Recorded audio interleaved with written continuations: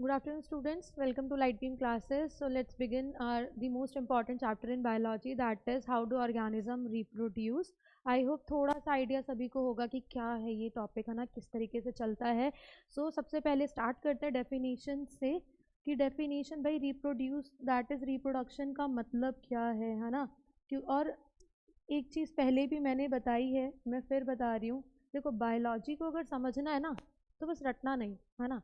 क्योंकि जब हम रटने लगते हैं ना चीज़ों को तो वो चीज़ें समझ में नहीं आती. वो बस इतना होगा कि हाँ बोर्ड्स में ना मार्क्स बड़े अच्छे आ जाएंगे, हो सकता है. वो भी अगर भूल गए रटा हुआ तो फिर कुछ नहीं हो सकता. बट अगर बायोलॉजी को समझना है, क्योंकि biology is a kind of chapter, बोले तो सब्जेक्ट, कि जो आपको ना अपने खुद के बारे में बहुत सारी चीज़ें सिखा जाएगा. चाहे आप 11वीं में बायोलॉजी से कंटिन्यू करो नहीं करो, डजेंट मैटर, लेकिन फिलहाल जब तक पढ़ रहे हैं तब तक तो कुछ सीख लेना.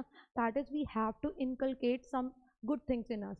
And reproduction is a kind of chapter that is, it gives you immense awareness about you, about the society, about your surroundings, कि क्या चीज़ें हैं क्या नहीं हैं. तो सारी चीज़ों के बारे में XYZ सारी चीज़ों के बारे में पता लगता है. रिप्रोडक्शन टॉपिक की मैं बात करूँ, है ना, तो ये थोड़ा बहुत हमने जूनियर क्लासेस में भी पढ़ा है, लेकिन यहाँ पर मैं फिर से बताने जा रही हूँ थोड़ा सा इंट्रोडक्शन के साथ में, कि जैसा कि मैंने बोला कि भाई रटना नहीं है ना, रटना नहीं है. रट लिया तो बस बात खत्म, फिर बायोलॉजी बायोलॉजी का मज़ा नहीं आता. रिप्रोड्यूस का मतलब क्या हुआ, मतलब अगेन, बोले तो अगेन, है ना. और प्रोड्यूस का मतलब तो भाई सबको पता है, इतनी अच्छी वोकैबुलरी तो सभी बच्चों की है. प्रोड्यूस मतलब फॉर्म करना, है ना. इसका मतलब ओवरऑल अगर मैं बोलूँ तो पूरा का पूरा, अगर मैं इस दो वर्ड से, लाइक इन टू टर्म्स से अगर मैं स्टेटमेंट बनाऊँ तो क्या स्टेटमेंट बनती है. रटना नहीं है बिल्कुल, बुकिश लैंग्वेज तो होनी नहीं चाहिए. खुद की लैंग्वेज में पढ़ा बनाकर स्टेटमेंट लर्न करोगे ना, डेफिनेशंस, तो रटने की ज़रूरत पड़ेगी ही नहीं और मज़ा भी आएगा पढ़ने में. अगेन फॉर्म और फॉर्मेशन, जैसे कि भाई कोई एक ऐसा प्रोसेस है, रिप्रोडक्शन ना एक ऐसा प्रोसेस है जिसमें कोई भी ऑर्गेनिज्म, चाहे वो एक यूनिसेलुलर माइक्रोस्कोपिक ऑर्गेनिज्म ही क्यों नहीं हो, वो कैसे अपनी नेक्स्ट जनरेशन बना रहा है ना, वो अपनी नेक्स्ट जनरेशन किस तरीके से फॉर्म करेगा, तो वो क्या है, रिप्रोडक्शन है. That is it is a process of formation of new generation of their own kind.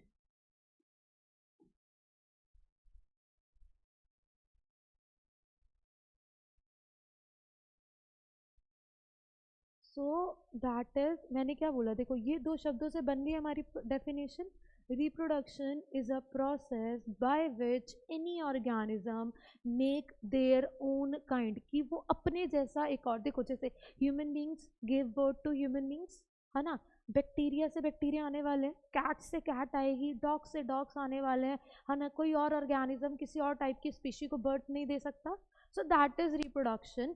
यहाँ पर ये जो मैंने हाईलाइट कर दिया ना, ये ऐसे ही मैंने सर्कल नहीं किया कि खूबसूरत दिखेगा. ये सर्कल इसलिए किया गया ताकि ना आप लोग ये चीज़ समझो जो मैंने अभी बोला, कि रिप्रोडक्शन एक ऐसा प्रोसेस है जिससे ना कोई भी ऑर्गेनिज्म अपने जैसा ही एक और ऑर्गेनिज्म बनाता है ना, ऑफ देयर ओन काइंड. देखो डेफिनेशन स्टेटमेंट्स में आपको ना ये वर्ड हो सकता है कहीं और भी मिले, ये डिफरेंट सोर्सेज से आपको ये एक टर्म जरूर मिले, of their own kind. But एक चीज़ याद रखना कि ओन काइंड का मतलब ये सिर्फ शब्द नहीं है, इसका मतलब बहुत बड़ा है. That is same organism same species will give birth to their own kind, that is they will give birth to their same of them, जैसे वो हैं वैसे ही ऑर्गेनिज्म का फॉर्मेशन करेंगे. ठीक है. यहाँ पर अब एक और चीज़ आती है, जनरेशन. अब जनरेशन में आपको ना वर्ड मिल सकता है ऑफ स्प्रिंग, आपको मिल सकता है प्रोजेनी. ये प्रोजेनी वर्ड जो है ये आपको ना हेरिडिटी में बड़ा मिलता है.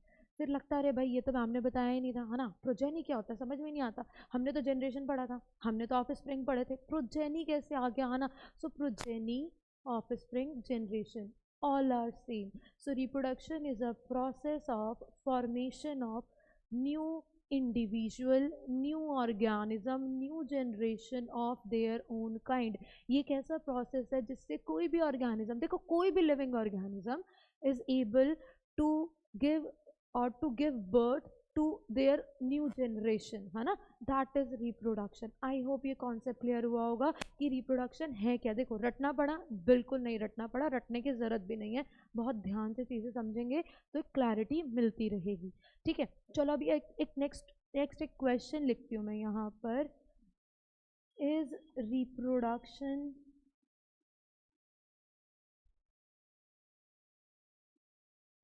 essential?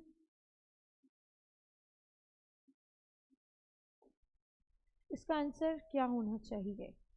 टॉपिक स्टार्ट करेंगे लेकिन इस क्वेश्चन का आंसर सोचना चाहिए, है ना, कि क्या ये बहुत ज़रूरी, क्या ये एसेंशियल है, क्या ये एसेंशियल प्रोसेस है। जैसे हमने लाइफ प्रोसेस पढ़ा था, तो क्या ये उतना ही एसेंशियल है हमारे लिए? है, नहीं है, क्या है? So that is reproduction. देखो रिप्रोडक्शन एक बड़ा इम्पॉर्टेंट है, that is it is an important process. ये इम्पॉर्टेंट तो है बट नॉट मैंडेटरी। ये मैंडेटरी प्रोसेस नहीं है, इस चीज़ को ना याद रखना है। कभी वैसे तो चांसेस नहीं रहे कि कभी ऐसा क्वेश्चन आ जाए, बट कभी पूछा जाए। और वैसे भी आपकी नॉलेज के लिए भी, इस चैप्टर को ना इंटरेस्ट के लिए, सिर्फ पास होने के लिए नहीं पढ़ना है, हमने ना खुद की चीज़ें सीखने के लिए भी पढ़ना है ये चीज़, ये टॉपिक, इस चैप्टर को। दैट इज रिप्रोडक्शन इम्पॉर्टेंट है। इम्पॉर्टेंट इसलिए है क्योंकि भाई रिप्रोडक्शन होगा तभी तो new generation, new life form होगी। अगर किसी भी एक स्पीशी ने, कोई भी एक स्पीशी अगर like it stops giving birth, अगर रिप्रोड्यूस करना बंद कर दे तो उस पर्टिकुलर स्पीशी का एंड हो जाएगा। भाई इसीलिए तो रिप्रोड्यूस किया जाता, ताकि भाई किसी कोई भी जो भी जनरेशन है, जो भी ऑर्गेनिज्म, उसकी नेक्स्ट जनरेशन आती रहे। व्हाट इफ कि अगर कोई ऑर्गेनिज्म है उसने रिप्रोड्यूस किया ही नहीं, सो अगर वो रिप्रोड्यूस नहीं करेगा तो होगा क्या, होगा ये कि उसकी नेक्स्ट जनरेशन नहीं आएगी।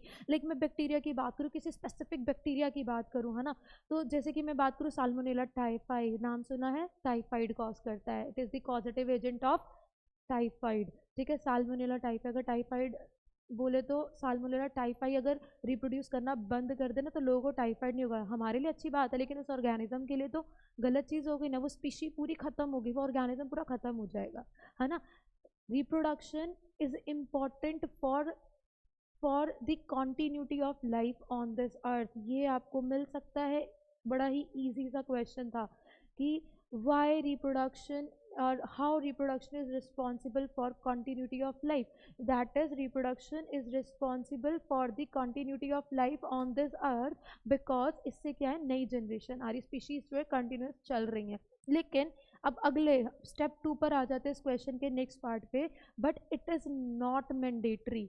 ये मैंडेटरी नहीं है। मैंडेटरी क्यों नहीं है भाई? देखो ज़रूरी है कि ऑर्गेनिज्म की नई जनरेशन आए, ठीक है, लेकिन ऐसा नहीं है कि कोई ऑर्गेनिज्म लाइक XYZ, कोई भी ऑर्गेनिज्म अगर वो रिप्रोड्यूस नहीं करेगा तो भाई वो डेड हो जाएगा, है ना। किसी की डेथ नहीं होती है अगर वो रिप्रोड्यूस नहीं करता है, या कोई रिप्रोड्यूस नहीं कर पाता है तो वो डाई नहीं हो जाता, बट क्या है, उससे उसका आगे फर्दर नेक्स्ट जनरेशन नहीं आती। तो इससे क्या पता चलता है कि reproduction is important for the continuity of life, but it is not a essential process, like it is not a mandatory process. इससे किसी की डेथ नहीं होने वाली, it is important for the continuity of the life on this earth. ठीक है, चलिए अभी हम नेक्स्ट उस पर आते हैं, नेक्स्ट फर्दर मूव करते हैं। नेक्स्ट बात करते हैं टाइप्स की, है ना, टाइप्स ऑफ रिप्रोडक्शन की।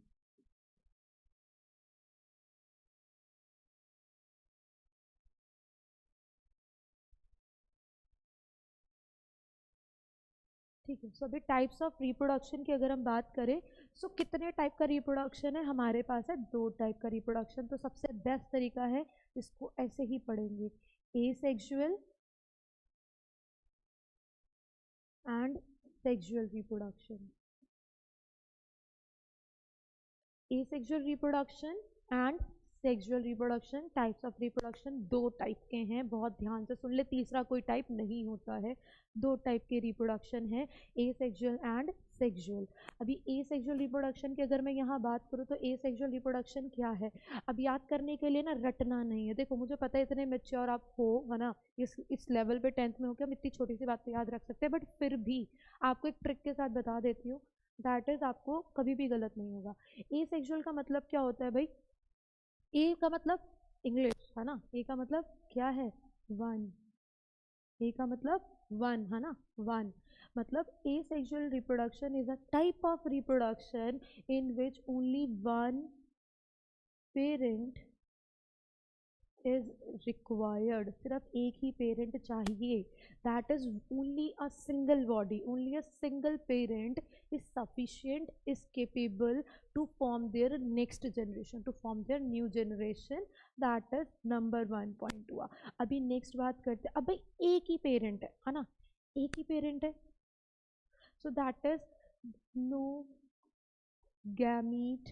अब गैमीट का मतलब क्या है भाई, इसका तो मतलब हमने पढ़ा ही नहीं, है ना, मैंने बताया ही नहीं गैमीट का मतलब। सो गैमीट में यहाँ पर बता रही हूँ छोटा सा, अभी आगे इनके बारे में बड़ा ही डिटेल डिस्कशन होगा जब हम सेक्सुअल रिप्रोडक्शन पढ़ेंगे, है ना। फिलहाल कंफ्यूजन को ख़त्म करते हुए, these are the sex cells, yes, जिनका नाम आप लोगों ने बड़े ही बार सुना है, that is sperms in males and ओवा इन फीमेल्स। तो ये होते हैं गैमीट, टेस्टिस एंड ओवरीज नहीं होते। बच्चे बड़ी बेवकूफ़ियाँ करते हैं, कई बार पूछा जाता है गैमीट्स, तो लिख देते हैं टेस्टिस एंड ओवरीज, है ना, बड़ा ही गलत चीज़ है, ये नहीं करना है हमें। So gametes are the cells, these are the sex cells, single cell, है ना। So that is sperm and ova, so that is no gamete formation occurs। अब जब कोई फॉर्मेशन होगी नहीं, so no gamete is required.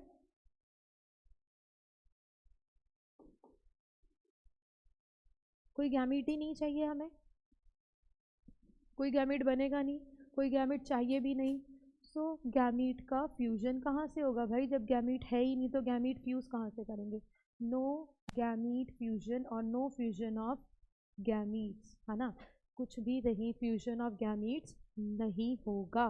सो इसी के साथ में अगर नेक्स्ट पॉइंट की तरफ अगर हम जाएं, सो नेक्स्ट पॉइंट हमारा क्या है, next point that is, next point हमारा क्या आता है, नेक्स्ट पॉइंट कि एक पेरेंट चाहिए, ना तो गैमीट बनते हैं, ना गैमीट की ज़रूरत है, ना ही गैमीट फ्यूज़ होंगे।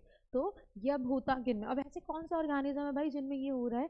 देखो ये हो सकता है या तो यूनिसेल्युलर में, अब यूनिसेलुलर का मतलब तो पता ही होना चाहिए, यूनिसेलुलर बेटा वो होते हैं जिनमें जो सिंगल सेल्ड होते हैं, है ना, जो सिंगल सेल्ड होते हैं, एंड मल्टी सेल। अब मल्टी सेलर लिख दिया मैम ने, इसका मतलब ये नहीं कि ह्यूमन बींग्स में भी होता है।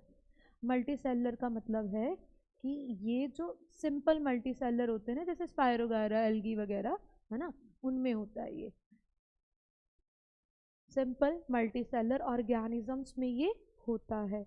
नेक्स्ट इंपॉर्टेंट पॉइंट देख लेते हैं, नेक्स्ट इंपॉर्टेंट पॉइंट ये है कि इसमें क्या होता है, इसमें क्या होगा, इसमें जो आइडेंटिकल आइडेंटिकल प्रोजेनी फॉर्म होगी,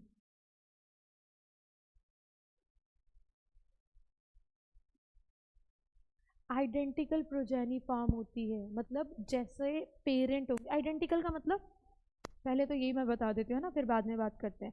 आइडेंटिकल का मतलब है बेटा सेम, एक जैसे, सिमिलर, ठीक है। सो दैट इज क्या है कि इसमें क्या होगा कि आइडेंटिकल मतलब देखो जब एक ही पेरेंट है, एक ही पेरेंट की बॉडी टूटेगी तो क्या ही हो जाएगा, कितने चेंजेस आ जाएंगे, है ना, लेकिन थोड़े से चेंजेस आते हैं लेकिन बहुत ज़्यादा नहीं आते। अब ये मैं क्या बोल रही हूँ ना, ये भी आगे नेक्स्ट जैसे हम ब्रीफ में पढ़ेंगे ये सेक्सुअल रिप्रोडक्शन, वहाँ पे क्लियर होगा। फिलहाल के लिए बस इतनी छोटी सी बात थोड़ा सा होल्ड रखो और इसको समझो कि ये क्या है, ये है, इसमें क्या है, आइडेंटिकल बन रहा है, like same age of their parents, but इसमें the point to be noted, बहुत ही स्मॉल और रेयर वेरिएशंस दिखते हैं,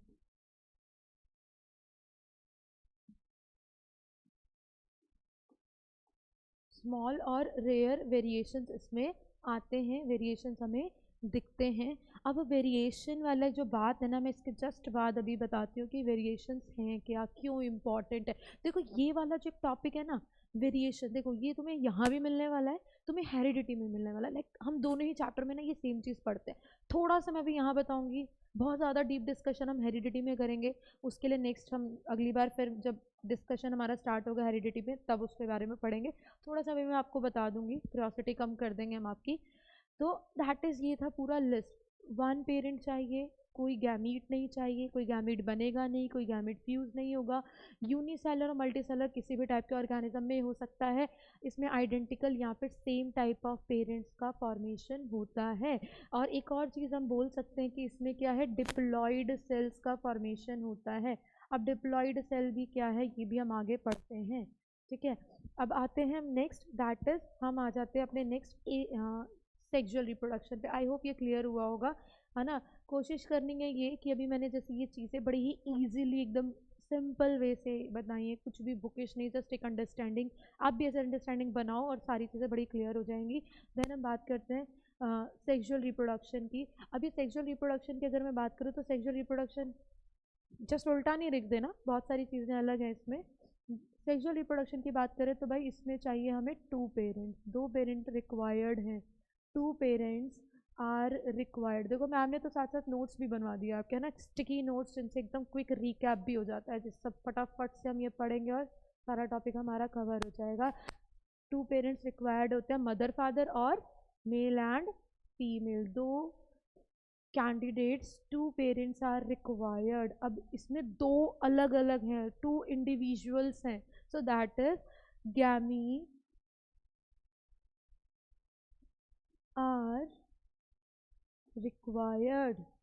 तो गैमीट्स क्या है, गैमीट्स दैट इज अभी बताया था मैंने, स्पर्म्स एंड ओवा, इनका फॉर्मेशन होता भी है।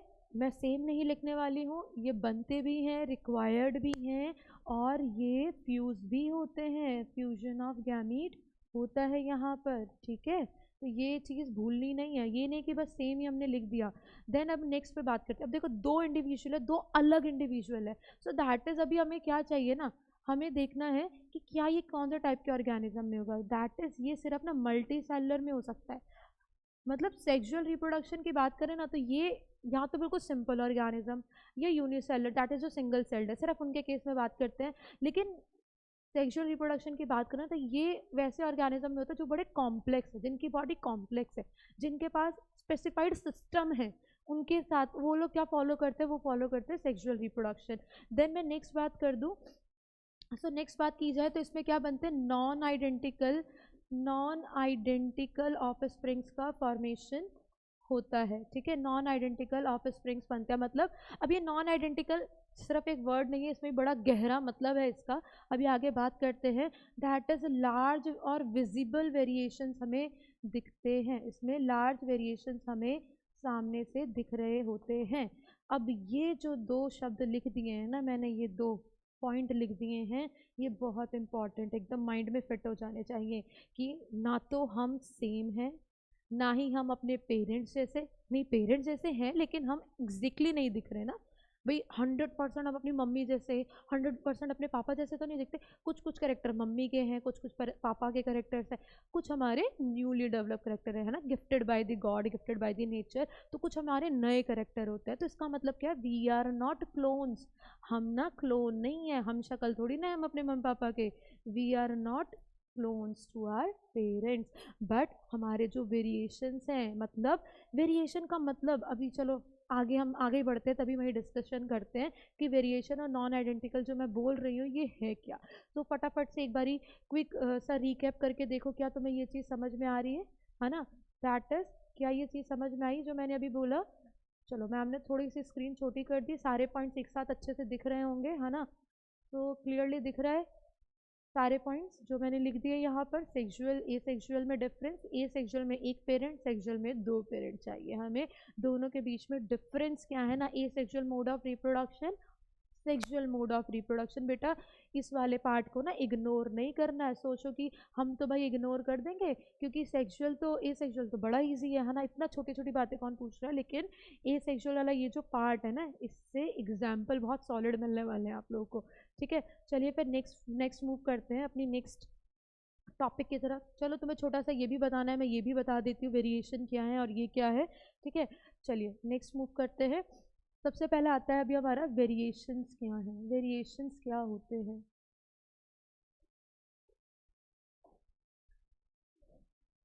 है ना। वेरिएशंस, वेरिएशंस है ना, तुम लोग बस सिंपल से एक छोटी सी, बस एक छोटा सा शब्द याद रखो, दैट इज द डिफरेंसेस। चलो एक और इजी शब्द, चेंजेस। वेरिएशन बहुत इंपॉर्टेंट है, मैं फिर बोल रही हूँ, ये आपको हेरिडिटी में भी मिलेगा, ये आपको रिप्रोडक्शन में भी मिल रहा है, ये आपको हर जगह मिलने वाला है। That is variations are the changes, variations are the differences that occurs among the organism between the organisms। ये BW का मतलब बिटवीन है ना, बिटवीन दी ऑर्गेनिजम्स के बीच में जो डिफरेंसेस आते हैं, है ना, जो एक फ़र्क आता है हमारा, वो क्या है, वो वेरिएशन है। दैट इज, जैसे कि मैंने बोला कि सेक्सुअल रिप्रोडक्शन में क्या है ना, वेरिएशन बहुत ही मार्क्ड होता है, लाइक बहुत ही एविडेंट होता है, हमें क्लियरली पता लग रहा होता है कि ये लाइक मैं हूँ, आप हो, लाइक मेरे साथ में अगर कोई और खड़ा है तो that is we are not ना कार्बन कॉपी, हम कार्बन कॉपी नहीं बन रहे। क्या आप अपने भाई बहन जैसे हो, क्या आप आपके लाइक कोई सिबलिंग्स हैं तो क्या आप सेम हो, क्या आप पापा के बिल्कुल 100% दिखते हो, बिल्कुल बिल्कुल डिट्टो कॉपी पापा की, ये डिट्टो कॉपी मम्मी के जैसे दिखते हैं, नहीं दिखते, है ना। अगर ऐसा होता ना तो एक दूसरे को पहचानना बहुत मुश्किल होता। सो दैट इज क्या है, वेरिएशन। वेरिएशन क्या है, डिफरेंसेस हैं, चेंजेस हैं, एक इंडिविजुअल एक जनरेशन का दूसरी जनरेशन के बीच में, या फिर मैं जनरेशन ना बोलूँ तो मैं इंडिविजुअल बोलना ज़्यादा बेटर है, कि एक इंडिविजुअल का दूसरे इंडिविजुअल के बीच में क्या फ़र्क आ रहा है, दिखने में हम कैसे हैं। तो दैट इज़ वेरिएशन। अब ये वेरिएशन होते क्यों हैं, है ना, रीज़न क्या है, इनका कारण क्या है। सो रीज़न की अगर मैं बात करूँ, सो रीज़न बड़ा ही ईजी सा है, because of the environmental changes.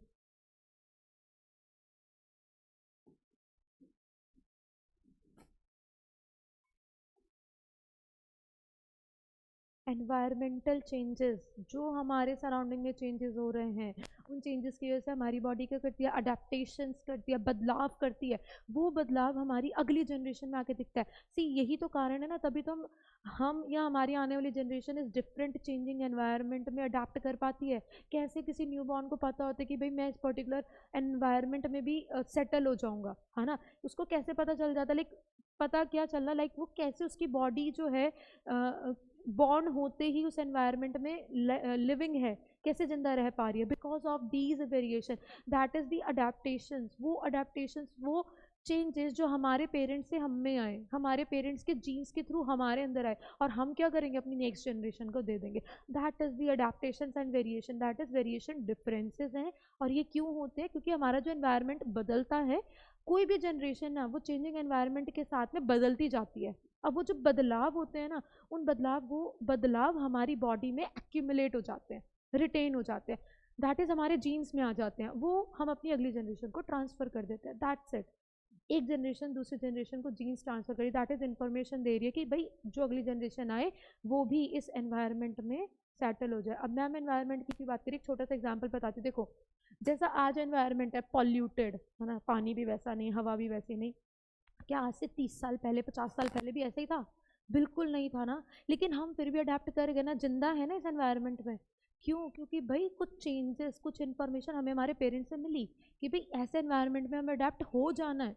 हम सर्वाइव कर गए, सर्वाइवल ऑफ द फिटेस्ट, जो सर्वाइव कर जाएगा वो जिएगा, जो अपने आप को अडेप्ट नहीं कर पाएगा, चेंजेस नहीं ला पाएगा, वो आगे आगे कंटिन्यू नहीं कर पाती, वो जनरेशन खत्म हो जाती है। ठीक है, सो ये है variations.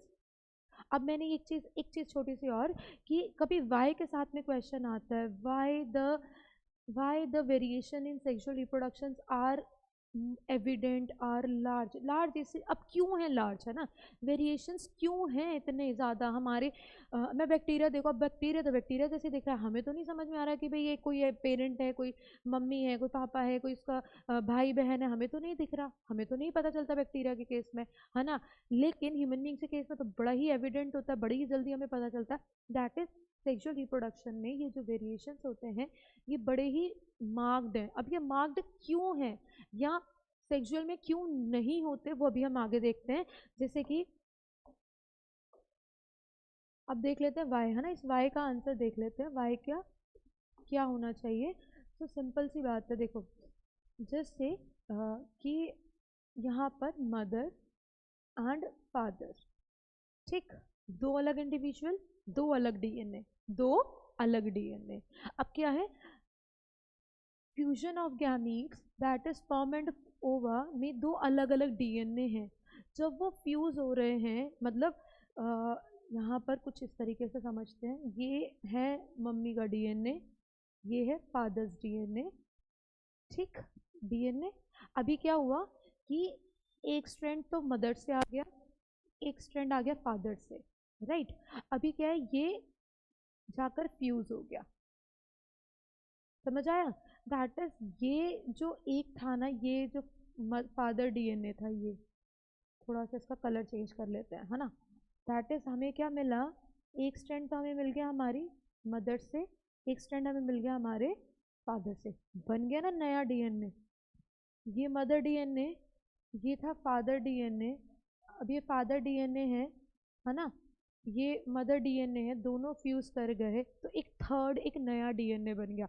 And DNA is our genetic material, मतलब इसमें हमारी सारी इंफॉर्मेशन प्रेजेंट है भाई, हमारी आँख नाक मुंह कैसे होने वाले हैं, हम कैसे दिखेंगे, है ना, कैसा हमारा फिजिक होने वाला है, हमारा इंटेलेक्ट कैसा होने वाला, हमारा सारा का सारा जो डेटा है ना, जैसे हम सिस्टम में सेव कर लेते हैं वैसे हमारा सारा डेटा, सारी information, eyes colour, eyes shape, nose shape, lips shape, हमारा कॉम्प्लेक्शन, हमारे बाल, हमारी हाइट, है ना, सब कुछ हमारे डीएनए में स्टोर्ड है। That is DNA is a genetic material, genetic information है इसमें, है ना, हमारी सारी इंफॉर्मेशन होती है डीएनए में। तो अभी ये मदर डीएनए का अलग आया, फादर डीएनए आया, यहाँ पे एक नया डीएनए बन गया। अब नया डीएनए बना तो भाई नई इंफॉर्मेशन ना। अभी इसके बारे में और ब्रीफ डिस्कशन होगा आगे डीएनए के बारे में, बट आगे फर्दर अगले टॉपिक्स पर, ठीक है। सो दैट इज ये, अब यहाँ पे समझ में आता है क्यों वेरिएशन इतने ज़्यादा मार्क्ड है, इतने एविडेंट, इतने लार्ज वेरिएशंस क्यों हैं हमारे, ठीक है, डन। तो ये तो था हमारा सेक्सुअल के केस में कि सेक्सुअल रिप्रोडक्शन में इतने एविडेंट, इतने मार्क्ड चेंजेस क्यों हैं, ठीक है। सो अभी हम नेक्स्ट आगे बढ़ते हैं अपने ए सेक्सुअल रिप्रोडक्शन की तरफ। That is a sexual reproduction में जो वेरिएशंस हैं, है ना, ए सेक्सुअल में जो वेरिएशंस हैं वो इतने थोड़े से छोटे से क्यों हैं, या फिर मैं ये बोलूँ जैसे कि बैक्टीरिया, वायरसेस हमें नहीं समझ में आ रहे ना कि भाई वो एक जैसे हैं ये नहीं है, दिखने में तो एक जैसे दिख रहे हैं, बहुत ही लाइक डिफिकल्ट आइडेंटिफाई कर पाना ना ये कौन सा, लाइक सेम स्पीशी अगर है तो अमंग द स्पीशी हम फर्क कर पाए कौन सा मम्मी है कौन सा पापा, नहीं पता लगता है ना। सो दैट इज क्योंकि मम्मी पापा होते ही नहीं ना एसेक्सुअल रिप्रोडक्शन में, तो एक सिंगल पेरेंट होता है। अब देखो सिंगल, एक छोटे से एग्जाम्पल से बताने जा रही हूँ, जस्ट से कि अमीबा, है ना, ये तो बड़ा कॉमन सा हमारा इजी सा है, अमीबा था। अब क्या है, ये अमीबा ने क्या किया, डिवाइड हो गया, ठीक। फिलहाल मैं इतना ही समझा रही हूँ, अभी आगे हम डिटेल्ड करने वाले हैं। जैसे कि अमीबा था, हमने पढ़ा है कि जो सेक्सुअल रिप्रोडक्शन होता है ना, सेक्सुअल रिप्रोडक्शन में क्या होता है कि एक सिंगल पेरेंट ही काफ़ी है नई जनरेशन बनाने के लिए। अमीबा है, अमीबा में क्या होगा, बाइनरी फिजन हो गया, है ना, अमीबा में फिजन हो गया, मतलब ये टूट गया, बता रही हूँ, टेंशन नहीं लेना कि फिजन क्या, हमें तो पता ही नहीं, मैं बता रही हूँ आगे आने वाला है। सो अभी क्या हो गया, ये टूट गया, है ना, फिजन, दैट इज, ये अमीबा था, ये टूट गया, पेरेंट था, है ना, ये अमीबा क्या है, पेरेंट है। अब इसमें क्या होगा, ए सेक्सुअल रिप्रोडक्शन हुआ, ये टूट गया, टूटने से क्या बन गए,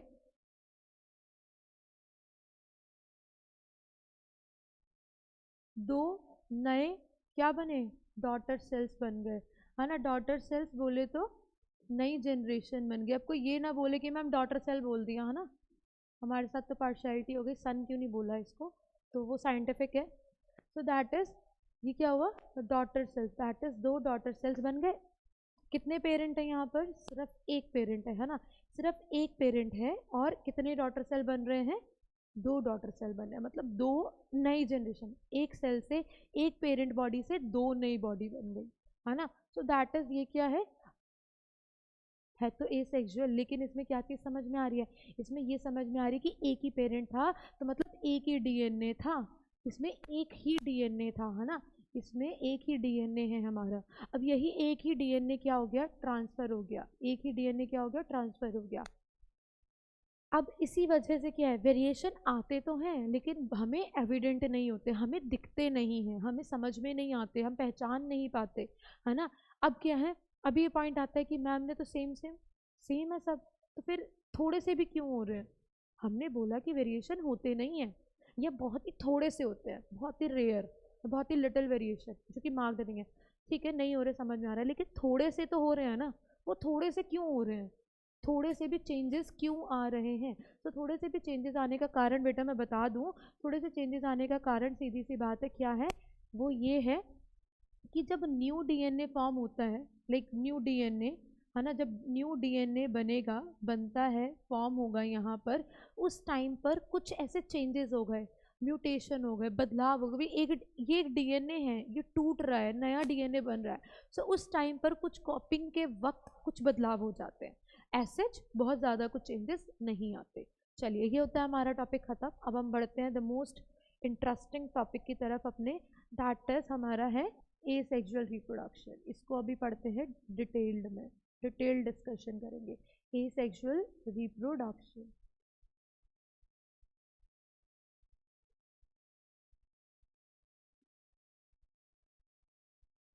ठीक है, एसेक्सुअल रिप्रोडक्शन। तो अभी एसेक्सुअल रिप्रोडक्शन की बात कर लेते हैं कि ये क्या होता है।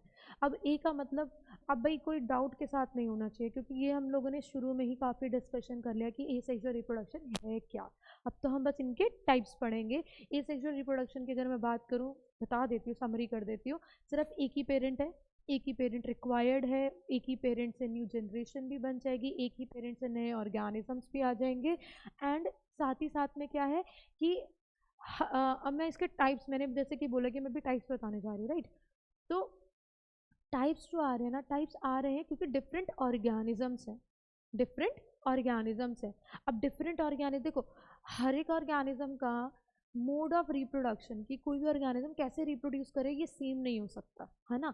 देखो, जो पानी में रह रहे हैं, वाटर है, एक्वेटिक ऑर्गेनिज्म है, उनका रिप्रोडक्शन अलग है, मोड ऑफ रिप्रोडक्शन अलग है। जो एयर में है, जो एयर में ही रहते हैं, है ना, उनका मोड ऑफ रिप्रोडक्शन एक्वेटिक के जैसा कैसे हो सकता है? नहीं पॉसिबल ना, कि बहुत सारे माइक्रो ऑर्गेनिज्म, लाइक बहुत सारे। सो हर एक का मोड ऑफ रिप्रोडक्शन अलग भी हो सकता है, सेम भी हो सकता है ना। इट कुड बी सेम और डिफरेंट। सो कुछ जो कॉमन, जो हमें एग्जाम्पल और टाइप्स हमें डिस्कस करने हैं, हम वो यहाँ पर डिस्कस करने जा रहे हैं। जैसे कि सबसे पहला आता है हमारा, सबसे नंबर 1, बडिंग। ठीक है, बडिंग सबसे पहला मोड ऑफ एसेक्सुअल रिप्रोडक्शन आता है, बडिंग। तो ना मैं डेफिनेशन बाद में बताती हूँ, पहले मैं आपको बता देती हूँ एग्जाम्पल, क्योंकि ना जो भी इंपॉर्टेंट होगा ना, द मोस्ट इंपॉर्टेंट वन मैं सबसे पहले बताऊंगी, दैट इज, इसमें एग्जाम्पल के साथ में याद रखना, बडिंग कौन कर रहा है? ईस्ट। ईस्ट क्या होती है? फंगी। एंड ईस्ट के साथ में और कौन आता है बताओ? ईस्ट के अलावा हाइड्रा। अब हाइड्रा क्या है? देखो, ये फंगी है और हाइड्रा क्या है? एक्वेटिक ऑर्गेनिज्म है। ठीक है, एक्वेटिक ऑर्गेनिज्म है, पानी में रहता है ये। सो और एक और चीज़, ये यूनिसेलर, ये सिंपल है लेकिन मल्टी सेलर है। अब यहाँ पर हम बात करते हैं बडिंग के बारे में, है ना, कि what is budding. So budding की बात करते हैं, जैसे कि मैंने ना शुरू में बोला था, रटना नहीं है, रट के बिल्कुल नहीं काम चलने वाला। अब इसको तोड़ दो। बायोलॉजी में ना मज़ेदार बात यही है कि जो भी वर्ड का मतलब समझना है ना, डेफिनेशन याद करने, इसको तोड़ना शुरू कर दो। दैट इज़ ब्रेक डाउन करेंगे तो हमें क्या होगा कि हमें चीज़ें ईजिली लर्न होंगी।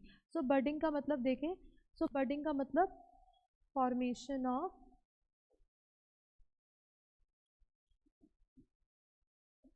bud, formation of bud, budding is a process of formation of bud। ठीक है, बडिंग एक ऐसा प्रोसेस है जिसमें कोई भी ऑर्गेनिज्म रिप्रोड्यूस करता है by the formation of a bud. अब बात आती है कि ये बड क्या है ना, व्हाट इज दिस बर्ड, ये बड होता क्या है। सो बड की बात करें, सो बड क्या है, bud is the out growth.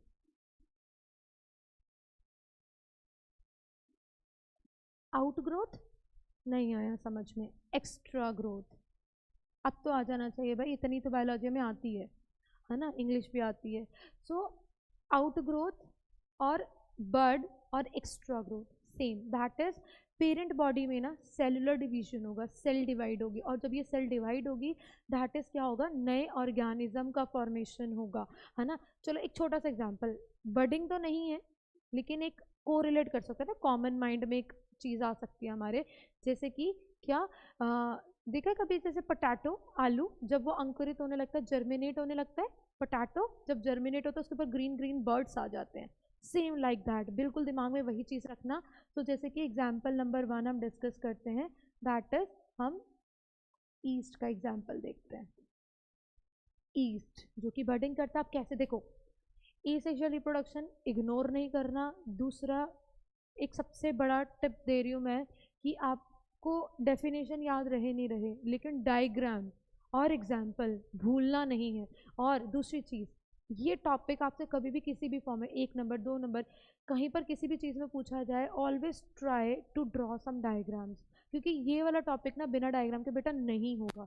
देखो कई बार क्या होता है, स्टेटमेंट लिखते वक्त हमसे गलती हो जाती है, लेकिन ना जब सामने डायग्राम दिख रहा होता है ना, टीचर मार्क्स देते हैं। या फिर मैं बोलूँ कि आपके लिए आपको बोनस है ये डायग्राम, डायग्राम बिल्कुल ढंग से प्रिपेयर करके रखना, क्योंकि डायग्राम्स के बिना ये टॉपिक इनकम्प्लीट है। तो अभी ईस्ट की बात कर लेते हैं। ईस्ट जो कि यूनिसेलुलर है, ठीक है, ये क्या है, हमारा पेरेंट है। अब ये पेरेंट बॉडी में क्या हुआ, सेल डिवाइड हुई, तो सेल डिवाइड होगी तो क्या बनेगा, इस पर बड बनना शुरू होगा। ठीक, ये थोड़ा सा इजी बता रही हूँ मैं, इसके बाद एक और चीज़ बताने जा रही हूँ। ठीक है, ये क्या होगा, पेरेंट बॉडी डिवाइड हुई, इस पे बना बड। अब जब ये बड बन गया, ये क्या है, बड, क्लियर, बड बन गया।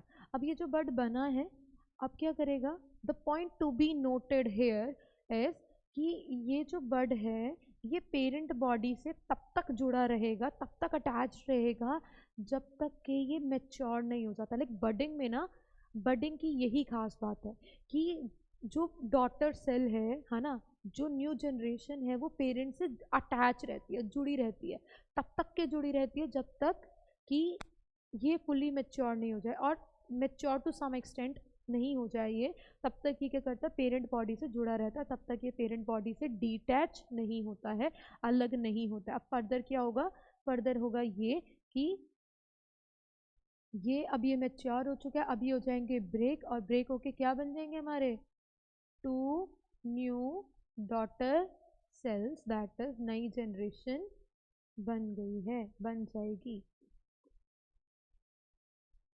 ठीक है, क्लियर, पेरेंट थी, बड बना, दैट इज एक्स्ट्रा ग्रोथ हुई, मेच्योर हुआ, डिवाइड हो गया, खत्म। ठीक है, ये था इजी, सबसे इजी चीज़ मेरे को जो हमने समझनी थी। अब इसमें कुछ एक दो चीज़ें और ऐड ऑन करके समझ लेते हैं, जैसे कि बडिंग इतना सिंपल प्रोसेस है कि कभी कभार ये होता है कि जो बड बन रहा है, लाइक जो पेरेंट बॉडी जो बड बना रही है, वो मतलब जो बड बनकर आया है, ये जो बड है ये फिर से बडिंग करने लग जाए, इसके ऊपर एक और बड आ जाए, क्योंकि it is very simple process. Like जो सेल डिवाइड हो रही है वो अगेन और डिवीजन कर ले, और डिवाइड हो जाए, और डिवाइड हो जाए, और डिवाइड हो जाए, बड के ऊपर भी बड आ जाए, उसके ऊपर भी बड आ जाए। ठीक है, ये नहीं कि हमेशा बस एक ही बर्ड बनेगा, ऐसा कुछ कंपल्शन नहीं होता है। बर्ड से भी बर्ड निकल सकते हैं, बन सकते हैं, बर्ड कितने भी बन सकते हैं किसी भी एक पेरेंट बॉडी पर। ठीक है, सो अब यहाँ पर क्या था, एक इम्पॉर्टेंट सा ना, एक इम्पॉर्टेंट क्वेश्चन मैं आपको बता देती हूँ। इम्पॉर्टेंट क्वेश्चन वो ये है कि इसी से रिलेटेड देख लेते हैं, है ना, इसी से, इस डायग्राम, ये जो एक ये वाला जो डायग्राम है ना, इस वाले डायग्राम से एक क्वेश्चन देख लेते हैं। व्हाट इफ आपको ना एग्जाम में क्वेश्चन आ जाए, जो कि आ सकता है, बहुत चांसेस है, लेकिन एमसीक्यू मिल सकता है, एमसीक्यू में एक फिगर मिल सकती है आपको। तो आपको क्या कहा जाए ना, कि ये बताओ कि ये जो गिवन पिक्चर है, गिवन जो पिक्चर है, इसमें कितने न्यूक्लियस है, कितने न्यूक्लियस, आपको क्या लगता है कितने न्यूक्लियस हो सकते हैं। बहुत सारों को लग रहा होगा एक ही होता है, पेरेंट एक है तो भाई एक ही न्यूक्लियस है ना, क्योंकि बाकी तो हमने देखे ही नहीं।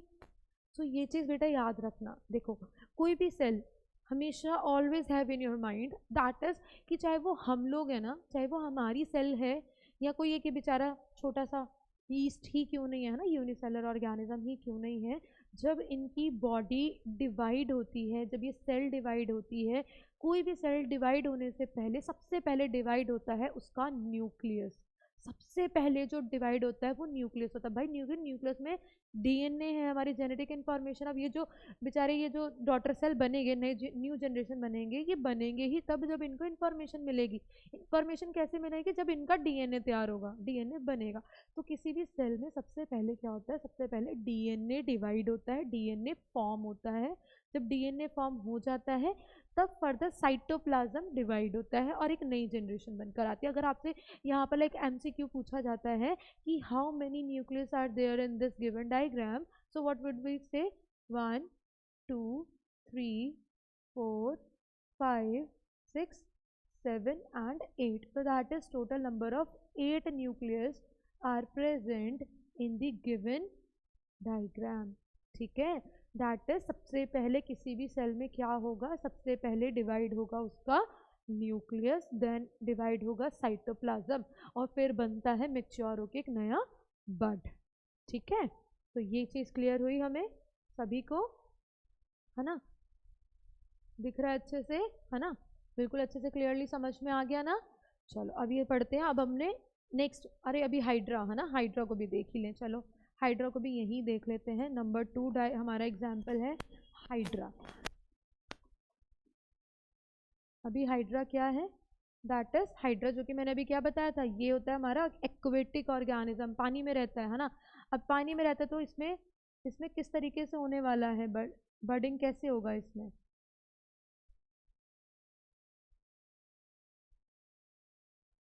डायग्राम नहीं भूलना, क्योंकि डायग्राम से क्या होगा कि अगर इन केस नहीं लिख पाते ना एग्जाम में, हमें डेफिनेशन नहीं याद रहती या डेफिनेशन गलत हो जाएगी ना, तो मार्क्स दे के टीचर मार्क्स, डायग्राम देख कर ना टीचर मार्क्स दे देते हैं, मिल जाते हैं नंबर। तो इस चीज़ पे ना बड़ा फोकस रखना है कि डायग्राम, स्पेशली इस वाले टॉपिक में डायग्राम नहीं बनाया ना तो 0 मार्क्स हो जाएंगे, क्योंकि डायग्राम से बड़ा हेल्प हो जाता है ना, हमारा भी हेल्प हो जाता है क्योंकि हमें लिखना कम पड़ता है, डायग्राम से सब समझ में आ जाता है। तो ये क्या है? हाइड्रा हमारा पेरेंट बॉडी है ना। अब हाइड्रा में बर्डिंग कैसे होगी? हाइड्रा में बर्डिंग होगी जैसा कि मैंने बोला कि पेरेंट बॉडी डिवाइड होने वाली है और इसमें बनेगा एक छोटा सा बर्ड। अब ये बर्ड क्या है? अब ये बर्ड तब तक जुड़ा रहेगा जब तक कि ये ना फुली मैच्योर नहीं हो जाएगी। बर्डिंग की ना, बर्डिंग की स्पेशलिटी ही ऐसी है बर्डिंग में कि ये क्या करता है, ये बर्ड तब तक के जुड़ा रहेगा इसके साथ जब तक ये खुद ना बड़ा नहीं हो जाए, है ना। बड़ा हो गया, अब इसमें क्या है? देखो ये ना, इनको क्या बोलते हैं? इनको हम बोलते हैं टेंटिकल्स। अब ये तो शब्द हमने पहले सुना नहीं, कोई नहीं, नहीं सुना तो लेकिन याद रखना, ये टेंटिकल्स अच्छे से बनाने हैं हाइड्रा में। ठीक है, अभी क्या है? ये बन गया हमारी पेरेंट बॉडी और ये साथ में बन गया डॉटर सेल। क्या बना ये हमारा? डॉटर सेल बन गया, मतलब एक नई जनरेशन आ गई हाइड्रा की। सो दैट इज क्या हुआ यहाँ पर? छोटा कर ले, है ना, इसको छोटा करके देख लेते, सारे डायग्राम एक साथ आ गए, अभी दिख रहा है ना? तो अभी देखो क्या देखा हमने, देखो यहाँ पर क्या था? ईस्ट था, है ना, ईस्ट था, ईस्ट में बन गया बर्ड, लेकिन अभी क्या हुआ? ईस्ट में पेरेंट बॉडी डिवाइड होगी, पेरेंट बचा नहीं। ये ना माइंड में बच्चों को बड़ा डाउट रहता है, अरे पेरेंट कहाँ गया? दैट इज पेरेंट ब्रेक हो गया, पेरेंट ब्रेक हो गया, खत्म हो गया, न्यू डॉटर सेल आ गया। लेकिन हाइड्रा के केस में क्या हुआ? हाइड्रा में ये पेरेंट बॉडी ने बर्ड बनाया, बर्ड ग्रो हुआ, तब तक जुड़ा रहेगा अपने पेरेंट के साथ जब तक वो मैच्योर नहीं होता। ठीक है, फिर आ जाता है ये, दैट इज ये हो गया अलग और बन गया डॉटर सेल। मतलब अब हमें आ गई बर्डिंग, एकदम अच्छे से समझ में आ गई। बर्डिंग का मतलब क्या था? बर्ड बनना, मतलब एक एक्स्ट्रा ग्रोथ हो जाना। पेरेंट की जो बॉडी है, पेरेंट की जो बॉडी की सेल्स हैं वही डिवाइड हुई और क्या हुआ? एक नया ऑर्गेनिज्म बन गया, है ना सिंपल, एकदम सिंपल प्रोसेस। इसीलिए तो इसमें वेरिएशन नहीं दिखते, है ना, हमें नहीं पता लगता बैक्टीरिया का भाई कौन था और उसकी मम्मी कौन थी। अभी नेक्स्ट बात करते हैं, दैट इज हम पढ़ते हैं अपने नेक्स्ट सेकेंड टॉपिक की तरफ, है ना। हमारा second topic, second type of asexual reproduction, that is आता है फीजन। नेक्स्ट है हमारा type of asexual reproduction, that is fission. अब देखो फिर से नहीं रटना है, बिल्कुल रटने की कोशिश नहीं करनी है। फिजन का मतलब, अब इतनी इंग्लिश तो हमें पता ही है, फिजन का मतलब होता है ब्रेक डाउन, है ना, टूट जाना। देखो फ्यूजन का मतलब है जुड़ना, भाई दो चीजें जुड़ गई। लेकिन यहाँ क्या है, ये यू नहीं है, ये क्या है, ये है आई, इसका मतलब टूटना। फिजन का मतलब ब्रेक डाउन। इसमें इसका मतलब क्या हो गया कि पेरेंट बॉडी क्या हो रही है, ब्रेक हो रही है, और क्या कर रही है, यहाँ पर एक नया ऑर्गेनिज्म का फॉर्मेशन हो रहा है ना। क्या हो रहा है, नए ऑर्गेनिज्म का न्यू जनरेशन जो है वो फॉर्म हो जा रही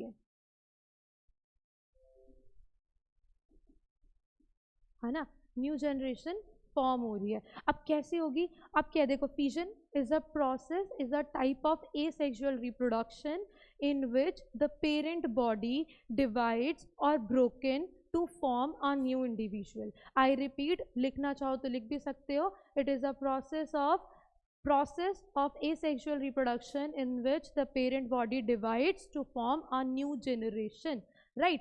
चलो अब इसके भी टाइप हैं, हाँ जी इसके भी टाइप्स हैं, है ना, इनको ऐसे इग्नोर नहीं कर सकते हम। जैसे कि टाइप्स की बात करें तो सबसे पहला टाइप हमारा क्या आता है, सबसे पहला टाइप आता है हमारा binary fission.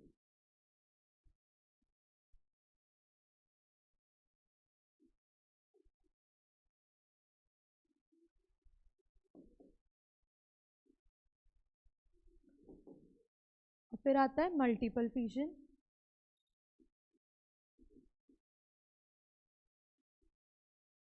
Binary fission and multiple fission. चलो अब इनके बारे में डिटेल डिस्कशन करते हैं। जैसे कि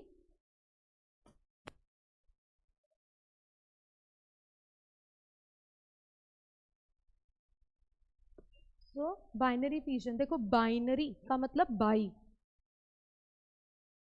है ना, बाई मतलब दो, बाई का मतलब दो, टू मीन्स बेटा पेरेंट बॉडी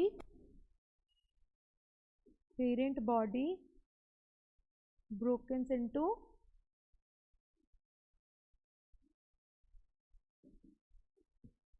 टू पीसेस,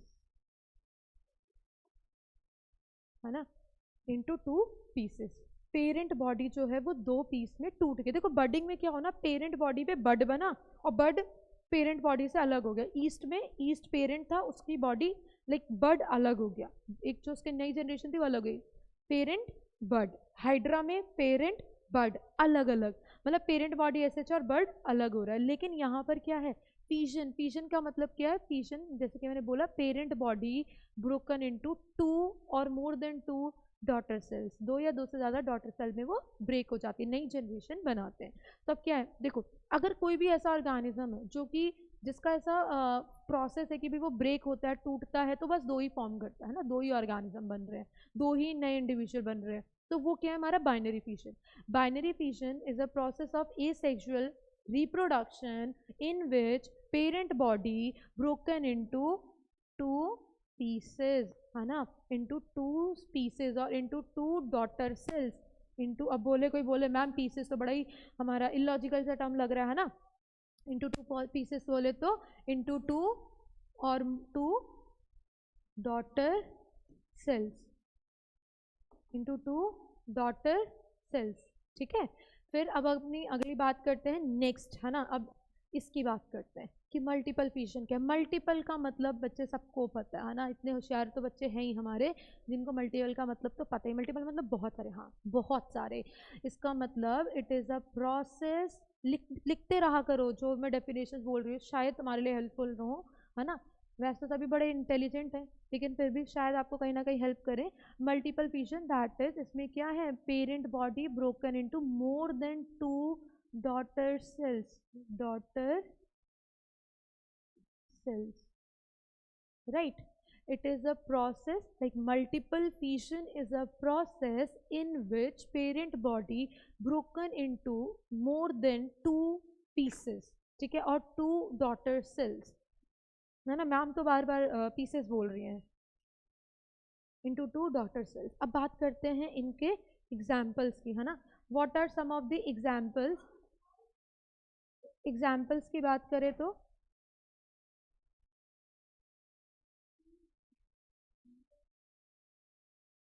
सबसे पहले हमारा बाइनरी फिजन का एग्जाम्पल आता है जैसे कि बैक्टीरिया,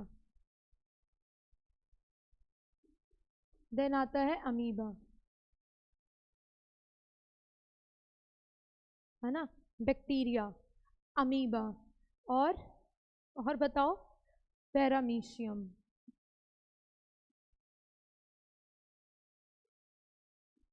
यूग्लिना, बहुत सारे हैं एग्जाम्पल हमारे पास, और सबसे लास्ट लीशमैनिया।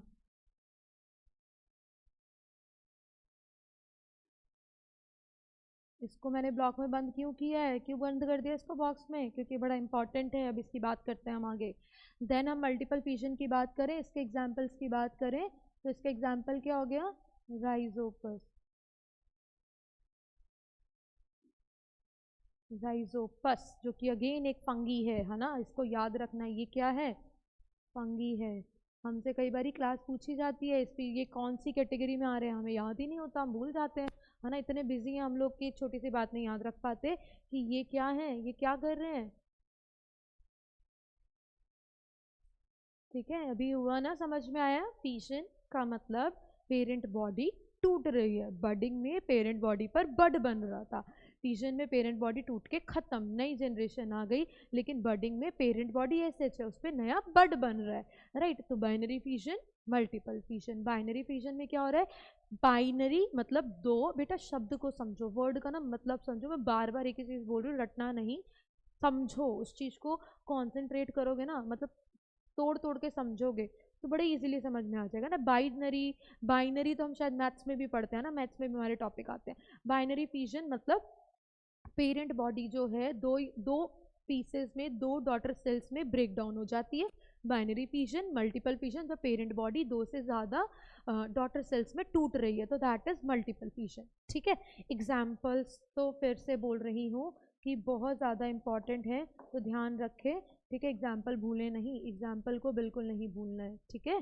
तो ये ध्यान रहे, ये याद रहे सभी को कि ये चीज़ क्या है, राइट। चलो अभी आगे बढ़ते हैं अपने थर्ड टाइप, सॉरी अभी तो इसके एग्जाम्पल्स है ना, अभी आधा अधूरा काम तो करना ही नहीं है ना, हमें हमें तो पूरा चीज़ें समझनी है, तो हम करते हैं इन डायग्राम्स का रिव्यू। ठीक है, अभी ये डायग्राम्स क्या है ना, क्या इन्फॉर्मेशन हमें ये दे रहे हैं, वो भी साथ में देख लेते हैं। एक एक डायग्राम को देखो, आपके सामने डायग्राम्स हैं, नाम लिखे हुए हैं, इन सभी के बारे में हम डिटेल्ड में देखते हैं भाई ये कैसे दिखते हैं, इनमें कैसे डिवीजन हो रहा है। ठीक है, तो हमारा कॉमन सबसे प्यारा सा एक एग्जाम्पल, अमीबा, यस, अमीबा। अब अमीबा क्या कर रहा है, बाइनरी फिजन कर रहा है, बाइनरी फिजन मतलब अमीबा क्या कर रहा है, दो पार्ट में टूट जाएगा।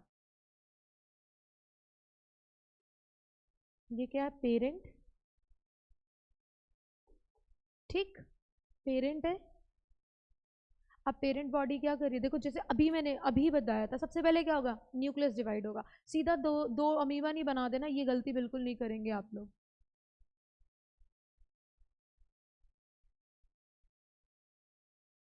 ये मैंने क्या रिप्रेजेंट किया है कि यहाँ से ये क्या हो रहा है हमारा, सबसे पहले न्यूक्लियस डिवाइड होना शुरू हुआ, है ना, जो जेनेटिक इन्फॉर्मेशन है वो डिवाइड होनी शुरू हुई। अब क्या है, ये जेनेटिक इन्फॉर्मेशन हो गई, ठीक है, अब क्या हो रहा है, ये साथ में ही,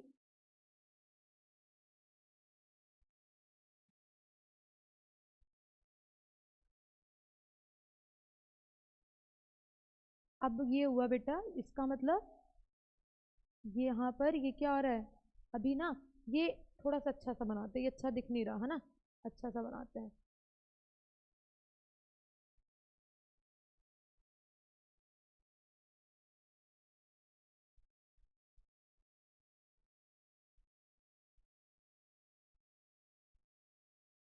बेटा देखो अभी क्या हो रहा है, यहाँ पर न्यूक्लियस डिवाइड हो रहा था, यहाँ पर क्या हो रहा है, साइटोप्लाज्म भी डिवाइड हो गया, मतलब ये जो सेल मेम्ब्रेन है ना, ये भी डिवाइड हो गई।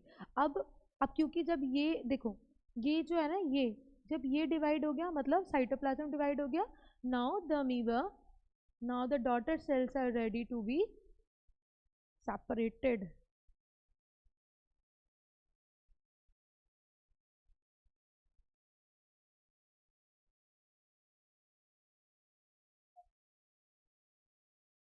ठीक है बेटा, अभी ये क्या बन गए, दो डॉटर सेल्स का फॉर्मेशन हो गया, है ना, तो कितने डॉटर सेल बने यहाँ, दो डॉटर सेल बन रहे हैं, राइट, दो डॉटर सेल। देखो पेरेंट बॉडी डिवाइड हुई, न्यूक्लियस डिवाइड हुआ सबसे पहले, फिर ये एंड देन डॉटर सेल्स का हुआ फॉर्मेशन, मतलब पेरेंट बॉडी से डॉटर सेल्स बन गए। अब बात कर लेते हैं बेटा अगले एग्जाम्पल की तरफ, दैट इज नंबर 2। हमारा सबसे पहला तो चहीता डायग्राम तो हमारा हमेशा अमीबा ही रहता है ना, इसके अलावा तो हमें कोई और डायग्राम याद होता नहीं।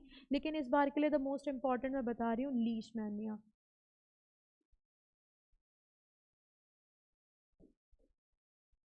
इस बार मैंने कुछ एग्जाम्स में कुछ पेपर्स में देखा, जैसे लीशमैनिया के बारे में बहुत ज़्यादा चीज़ें ना बड़ी बारी कुछ कुछ चीज़ें पूछी जा रही थी, लेकिन आपके प्री बोर्ड्स में पूछा जा गया हो सकता है कि आपसे पूछा गया लीशमैनिया के बारे में, लीशमैनिया क्या कर रहा है, या फिर कई बार ना XYZ लाइक केस स्टडी की तरह ऑर्गेनिज्म को आइडेंटिफाई करने के लिए देते हैं।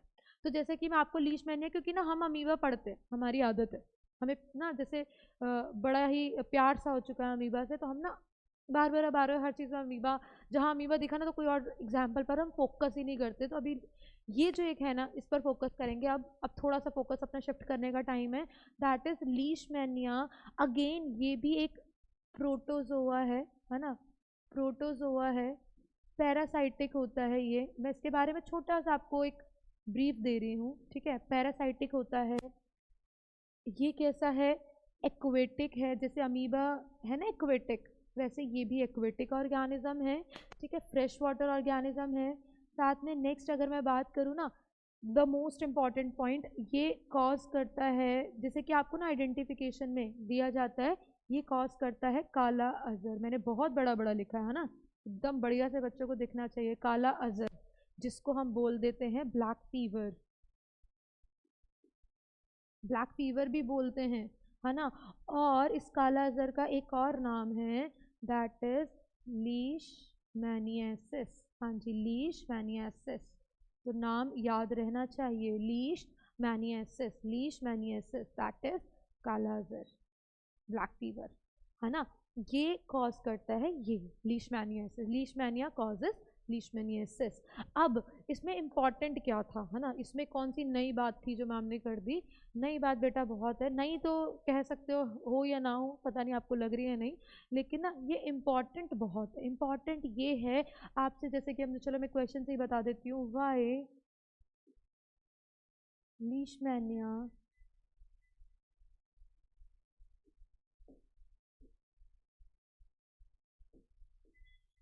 follows longitudinal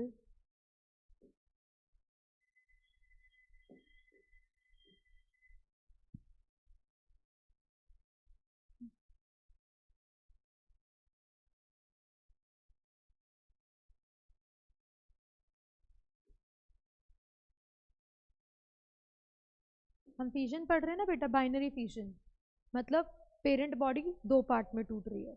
तो लीशमैनिया के साथ में क्या, देखो एक एक छोटी सी चीज़ समझ लेते हैं यहाँ पर, देखो जैसे ये, देखो अमीबा की अगर मैं बात करूँ ना, अभी अमीबा कंप्लीट हो चुका है, अभी अमीबा की बात करूँ ना, देखो अमीबा को हम, ये ऐसे भी ब्रेक हो सकता है, ठीक, ये ऐसे भी जा सकता है, और ये ऐसे भी, किसी भी फॉर्म में ये ब्रेक हो सकता है। लेकिन अगर मैं यहाँ बात कर दूँ ना इसकी, लीशमैनिया की, लीशमैनिया की तरफ अगर मैं जाऊँ, तो लीशमैनिया का क्या है ना, लीशमैनिया के साथ एक चीज़ बड़ी स्पेसिफिक है, बड़ा जिद्दी किस्म का है ये। जैसे कि ये कहता है कि भाई मैं तो ना बस एक ही मोड ऑफ रिप्रोडक्शन फॉलो करने वाला हूँ, दूसरा तो फॉलो मैं करूँगा ही नहीं। दैट इज लीशमैनिया सिर्फ और सिर्फ ना बेटा लॉन्गिट्यूडनल, लॉन्गिट्यूडनल फिजन को फॉलो करता है। लॉन्गिट्यूडनल का मतलब तो पता है ना, मतलब ऐसे वर्टिकली, हॉरिजॉन्टली नहीं, वो सिर्फ लॉन्गिट्यूडनल डिवीजन फॉलो करता है। अब ऐसा क्या, अब देखो ये लीशमैनिया है ना, लीशमैनिया है ये, स्पेलिंग बिल्कुल सही लिखें, गलत नहीं लिखें, लीशमैनिया जो कि पेरेंट है। तो आपसे ना सवाल पूछा जाता है वाई के साथ में कि भाई L for Leishmania, L for longitudinal, ठीक है, याद रख सकते हो। अरे ये तो एक और ट्रिक मिल गई हमें याद करने के लिए, कभी पूछ लिया जाए लीशमैनिया का मोड ऑफ रिप्रोडक्शन, तो हमेशा लॉन्गिट्यूडनल फिजन करता है ये, ठीक है, longitudinal, L for Leishmania, L for longitudinal fission करता है ये। सो दैट इज, अब देखो यहाँ पर क्या दिख रहा है हमें, क्या दिख रहा है, यहाँ पर दिख रहा है एक ऑर्गेनिज्म, खूबसूरत सा ऑर्गेनिज्म है ना, ब्यूटीफुल तो है ही ये। अब इसके पास पता है क्या है, इसके पास है ये, दैट इज फ्लैजेला, फ्लैजिला है भाई इसके पास। फ्लैजिला का मतलब सीलियर फ्लैजिला, फ्लैजिला मतलब एक लॉन्ग हेयर जो कि इसको लीशमैनिया को हेल्प करता है to capture its prey, right. It the flagella helps this micro organism to capture its prey, like उसको अपना ना फूड कलेक्ट करने के लिए, भाई बेचारा न्यूट्रिशन तो उसको भी चाहिए ना, खाना बहुत ज़रूरी है। सो फ्लैजिला, सो दैट इज, अभी क्या है अब यहाँ पर लॉन्गिट्यूडनल क्यों करना है, देखो बेटा ये जो फ्लैजिला है ना, बच्चे ध्यान से चीज़ें समझ लो अभी, सिंसियर होके एकदम अच्छे बच्चों की तरह। इसके पास फ्लैजिला है, फ्लैजिला से अपना फूड कैप्चर करता है, अपना शिकार पकड़ता है, क्योंकि पैरासिटिक है ना। तो अभी क्या है इसकी द मोस्ट इंपॉर्टेंट नीड क्या है, फ्लैजिला। सबसे पहले जैसे हमारी बॉडी में मतलब डीएनए सबसे पहले डिवाइड होना बहुत ज़रूरी है, इसके केस में भी डीएनए होता है, लेकिन डीएनए के जैसे ही इंपॉर्टेंस है फ्लैजिला की। तो सबसे पहले क्या डिवाइड होना होता है ना, इसका फ्लैजिला डिवाइड होना होता है। जब तक फ्लैजिला डिवाइड अगर नहीं हुआ ना, तो ये न्यू ऑर्गेनिज्म अगर न्यू डॉटर सेल बन भी गई ना विदाउट फ्लैजिला, तो वो सर्वाइव नहीं कर पाएगी। तो सबसे पहले क्या होना होता है ना, फ्लैजिला टूटना होता है, मतलब फ्लैजिला बनना होता है, फॉर्म होना होता है। So for this reason only, that is because of the flagella, because of the flagella ये क्या करता है, लॉन्गिट्यूडनल, ये लॉन्गिट्यूडनल फिजन करता है। अब कैसे करता है जरा ध्यान से देखें। सो दैट इज, ये था खूबसूरत सा हमारा लीशमैनिया, ये था इसका फ्लैजिला। अब क्या हुआ, यहाँ पर हुआ फिजन, सबसे पहले क्या हो गया, फ्लैजिला टूट गया ना, डॉटर फ्लैजिला, क्या है ये, डॉटर फ्लैजिला। अब क्या है, ये सबसे पहले फ्लैजिला ब्रेक हो गया, कॉपी हो गया। अब क्या फर्दर आगे बढ़ेंगे, तो फर्दर अभी क्या होगा,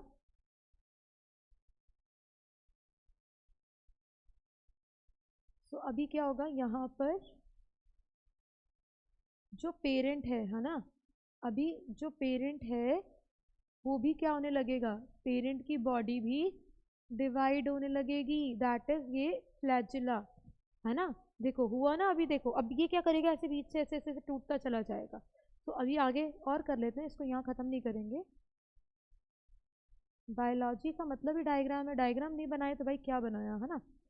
फिर तो क्या ही किया अगर हमने बायोलॉजी में डायग्राम नहीं किए तो। इसलिए डायग्राम पढ़ के जाना एग्ज़ाम में, ऐसे ही नहीं छोड़ देते हैं। बायोलॉजी में तो हमें इंटरेस्ट ही नहीं है, हमें तो मैथ्स लेनी थी, लेकिन कुछ पता नहीं होता हम कब बायोलॉजी में पहुंच जाए। सो फाइनली बेटा देखो इधर डिवीजन दिख रहा है। सो अभी क्या होगा, अभी ये जो फ्लैजिला, दैट इज अभी कम्प्लीटली फ्लैजिला बन चुका है, और अब ये जो डॉटर सेल्स हैं बेटा, ये भी देखो ये अलग हो गए, छोटे छोटे से डॉटर सेल्स भी हमारे बन गए, है ना, बन गए डॉटर सेल्स। तो अभी समझ में आया क्यों फॉलो करता है ये लॉन्गिट्यूडनल फिजन, लॉन्गिट्यूडनल डिवीजन क्यों हो रहा है, इसीलिए हो रहा है क्योंकि इसको क्या चाहिए। सो आई होप कि सबको ये वाला टॉपिक पूरा अच्छे से क्लियर होगा, है ना। लीशमैनिया में कैसे डिवीजन होता है, तो अभी भूलना नहीं है कि लीशमैनिया में हमेशा लॉन्गिट्यूडनल डिवीजन होता है, और जो ट्रिक था हमारा L for Leishmania and L for longitudinal division. अगर एग्जाम में पूछा जाए या आपको लिखना हो कौन सा ऑर्गेनिज्म करता है, तो भी लीशमैनिया, और लीशमैनिया क्या फॉलो करता है, तो वो लॉन्गिट्यूडनल, एल से एल याद रहना चाहिए। देन अभी चलिए, अभी इतने टॉपिक काफ़ी हैं, मतलब इतने डायग्राम हमारे एग्जाम्पल्स के साथ। Let's move to the next one, next type of fertilize of this multiple fission, that is plasmodium, है ना, प्लाज्मोडियम। तो प्लाज्मोडियम क्या था, प्लाज्मोडियम एक ऑर्गेनिज्म है, ये भी प्रोटोजोआ है ना। बच्चे भी कहेंगे मैम तो सारे प्रोटोजोआ के एग्जांपल दे रही हैं, that is protozoa. Plasmodium again protozoa है जो कि क्या कर रहा है, मल्टीपल फिजन कर रहा है। चलिए अब इसके बारे में डिटेल डिस्कशन कर लिया जाए कि भाई ये क्या है ना, और कैसे ये इसमें डिवीजन कैसे हो रहा है, ये अपनी नई जनरेशन कैसे लेके आता है प्लाज्मोडियम। तो मैं यहाँ पे आइडेंटिफिकेशन पे लिख देती हूँ, दैट इज मल्टीपल फिजन, है ना, मल्टीपल फिजन के अब एग्जाम्पल डिस्कस करने जा रहे हैं बेटा हम। तो मल्टीपल फिजन की अगर मैं बात करूँ तो multiple fission that is example है हमारा प्लाज्मोडियम। सी ये डायग्राम मतलब ये जो एग्जाम्पल है ना, ये बहुत इंपॉर्टेंट है, बहुत ज़्यादा इंपॉर्टेंट है। देखो तुमसे एग्जाम में गलती क्या करते हो आप लोग, है ना, आपसे क्या होता है ना, एग्जाम में पूछा जाता है the disease caused by Plasmodium, तो हमें याद नहीं रहती। लेकिन कोई ये पूछे ना the which organism is responsible for causing malaria, है ना, हम क्या लिख कर आते हैं, मलेरिया के लिए हम लिख कर आते हैं फीमेल एनोफिलीज, क्योंकि हमारे दिमाग में यही है भाई, मच्छर ने काटा है इसीलिए हमें क्या हुआ है, हमें हुआ है मलेरिया। लेकिन ऐसा नहीं है।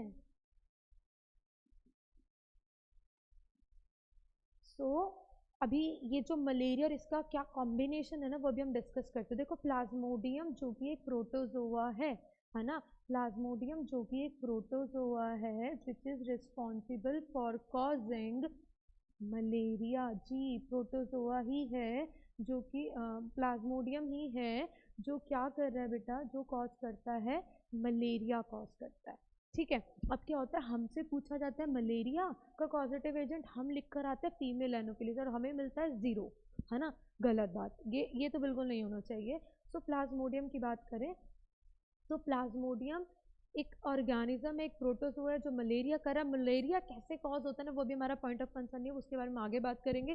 फिलहाल यहाँ पर बात कर लेते हैं कि ये क्या है ना। देखो थोड़ी इंटरेस्टिंग फैक्ट भी हो जाए, है ना, पढ़ाई भी बहुत सारी हो गई हमारी, अभी इंटरेस्टिंग फैक्ट के साथ में चीज़ें डिस्कस करते हैं। दैट इज क्या है कि यहाँ पर जो लाइक जब हमें मॉस्किटो जब बाइट करता है ना, जब मॉस्किटो स्टिंग करता है, हमें काटता है मच्छर, तो क्या होता है उस टाइम पे मॉस्किटो के सलाइवा के साथ में जो प्रोटोजोआ दैट इज प्लाज्मोडियम, ये जो प्लाज्मोडियम है ये हमारे ब्लड में एंटर कर जाता है।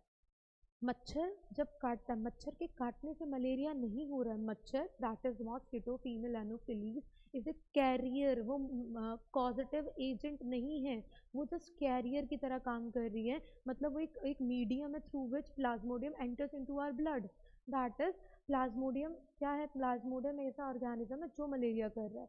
जब मच्छर काट रहा है तो उसके सलाइवा से प्लाज्मोडियम हमारे ब्लड में एंटर हो रहा है जो कि हमें डिजीज कर रहा है, इन्फेक्ट कर रहा है। ठीक है, अब प्लाज्मोडियम की बात करते हैं तो प्लाज्मोडियम करता है बेटा मल्टीपल फिशन। अब मल्टीपल फिशन कैसे करता है, इसका मतलब क्या है, मल्टीपल फिशन को चलो मैं डिस्क्राइब भी कर दूं, बताया था थोड़ा सा। मल्टीपल फिशन क्या है, मल्टीपल फिशन एक टाइप ऑफ एसेक्सुअल रिप्रोडक्शन है, टाइप ऑफ फिशन है जिसमें कोई भी ऑर्गेनिज्म 2 से ज़्यादा डॉटर सेल में ब्रेक होता है। अब ये कैसे हो रहा है, देखो ये क्या है, प्लाज्मोडियम दैट इज पेरेंट है ये, ठीक है, पेरेंट क्या करेगा, पेरेंट ब्रेक होगा। मैंने बताया था बेटा सबसे पहले क्या होता है, न्यूक्लियस डिवाइड होता है ना, न्यूक्लियस डिवाइड होगा। फिर अब इसके सराउंडिंग ये जो न्यूक्लियस बने इनके सराउंडिंग क्या होगा, यहाँ पर फॉर्म होगा साइटोप्लाज्म, है ना, ये जो न्यूक्लियस बने हैं इनके सराउंडिंग साइटोप्लाज्म फॉर्म होने लग जाएंगे। अभी क्या है, फाइनली क्या होगा, अब ये जो मेम्ब्रेन है, ये मेम्ब्रेन ये बर्स्ट हो जाएगी, ब्रेक हो जाएगी, और जो डॉटर सेल्स हैं they will come in, they enter into our blood. अब देखो सिर्फ एक पेरेंट था, एक प्लाज्मोडियम था, उससे कितने सारे प्लाज्मोडियम बन गए, बहुत सारे, है ना। तो ये क्या है, एक single parent body divide into various parents, है ना, वेरियस डॉटर सेल्स। तो ये क्या हुआ हमारा मल्टीपल फिशन। देखो डायग्राम से चीज़ें समझना बहुत ईजी होता है, बहुत क्विक एकदम समझ में आती है। एक सिंगल पेरेंट से बहुत सारे डॉटर सेल बन गए, तो दैट इज मल्टीपल फिशन। तो ये होता है हमारा कंप्लीट नेट लिस्ट। अभी हम बढ़ते हैं अगले की तरफ, that is next type of asexual reproduction, that is अभी है हमारा fragmentation.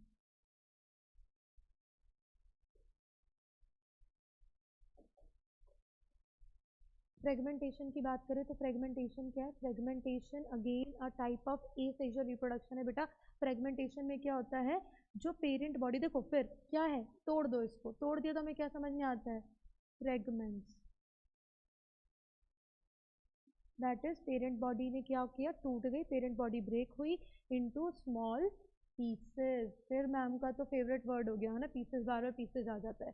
So that is fragments बनते हैं, मीन्स पेरेंट बॉडी टूटती है in asexual reproduction, parent body broken down into small fragment, छोटे छोटे छोटे छोटे पीसेस में डिवाइड हो जाती है।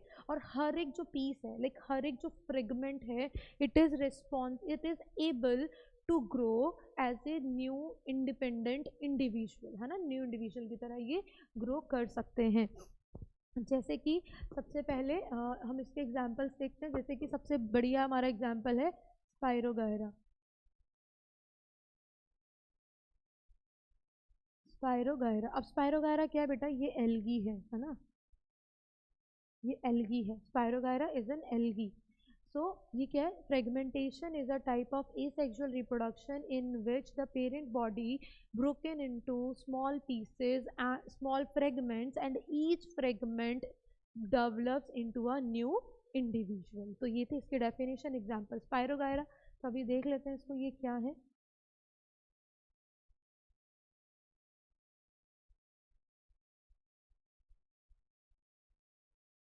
है ना, ये क्या है हमारा, पेरेंट है, स्पायरोगायरा है। अभी क्या है, स्पायरोगायरा में क्या होंगे, डिविजन्स होंगे। Keep it as simple as possible, है ना, बहुत ज़्यादा कॉम्प्लेक्स करने की ज़रूरत नहीं है वरना चीज़ें समझ में नहीं आती। ठीक है, पेरेंट बॉडी ब्रेक हुई, मतलब अभी क्या हुआ ये बेटा, ये यहाँ पर फ्रेगमेंट्स बनने शुरू हो गए हैं। ठीक है, फ्रेगमेंट्स बन रहे, तो अभी क्या है, now each fragment will develop into new individual. अभी क्या बन गए, ये नए स्पायरोगायरा फॉर्म हो गए हैं। ठीक है, न्यू स्पायरोगायरा का फॉर्मेशन हो गया है। ये था हमारा, ये कितने बन गए, ये बन गए हमारे डॉटर सेल्स।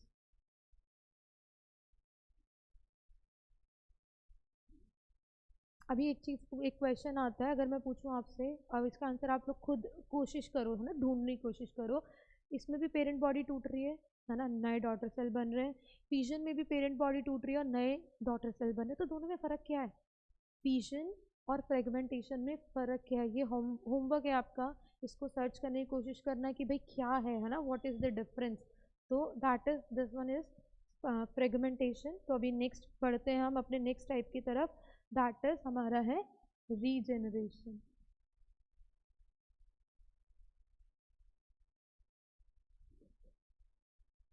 तो रीजेनरेशन का मतलब, फिर से रीजेनरेशन मतलब रीग्रो करना। ठीक है, अब देखो रीजनरेशन में क्या है ना, रीजनरेशन मतलब रीग्रो करना, मतलब इसमें क्या है ना, कोई भी पेरेंट बॉडी टूट जाती है, और मतलब पेरेंट बॉडी टूट जाए, मैं ये बोलूँ कि जब ड्यू टू या अंडर एनी कंडीशन, जब कोई पेरेंट बॉडी का कोई ना एक पार्ट टूट के गिर जाए, है ना, और वो जो टूटा हुआ पार्ट है, लाइक जो broken part of any parent body have an ability to develop into a new individual.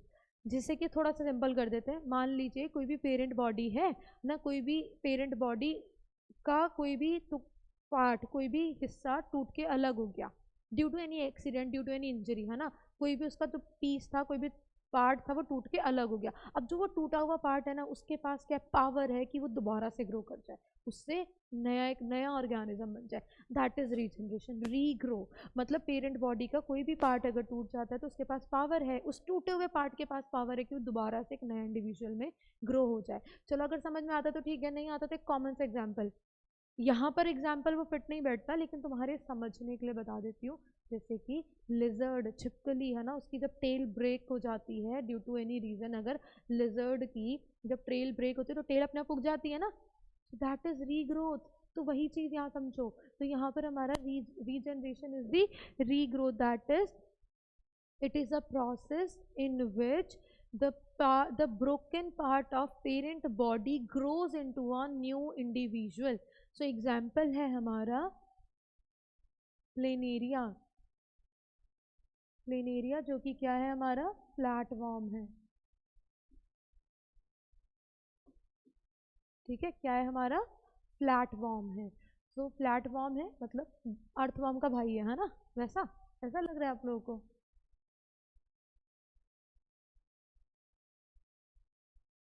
So that is planaria.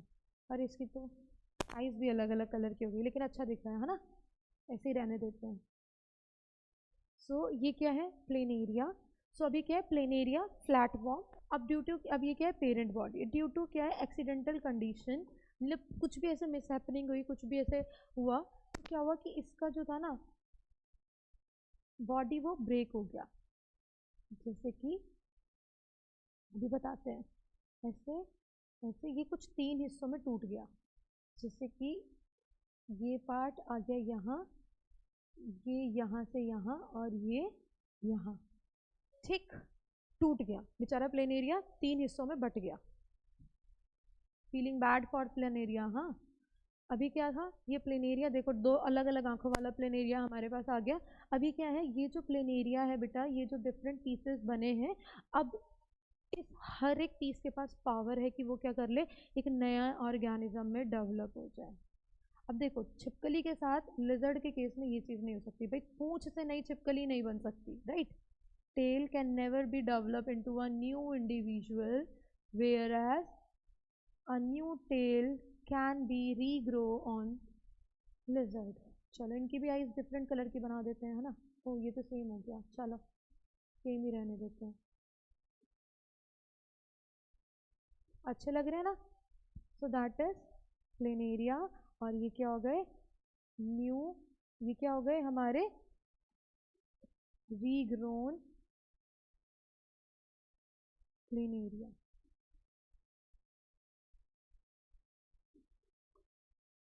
I hope ये सबको बहुत अच्छे से क्लियर हो गया, ठीक है। चलिए सो नेक्स्ट की तरफ बढ़ते हैं।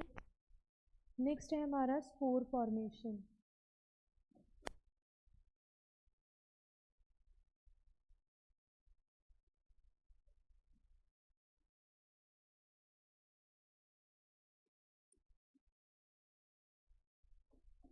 स्पोर फॉर्मेशन बेटा, सारे टाइप के फॉर्मेशन में ना, मतलब सारे टाइप के टाइप ऑफ एसेक्सुअल रिप्रोडक्शन में स्पोर फॉर्मेशन सबसे मोस्ट इम्पॉर्टेंट है। स्पोर फॉर्मेशन में जो एग्जाम्पल है, ये मोस्ट इम्पॉर्टेंट है, दैट इज हमारा क्या है, राइजोपस, जो कि क्या है, फंगस है।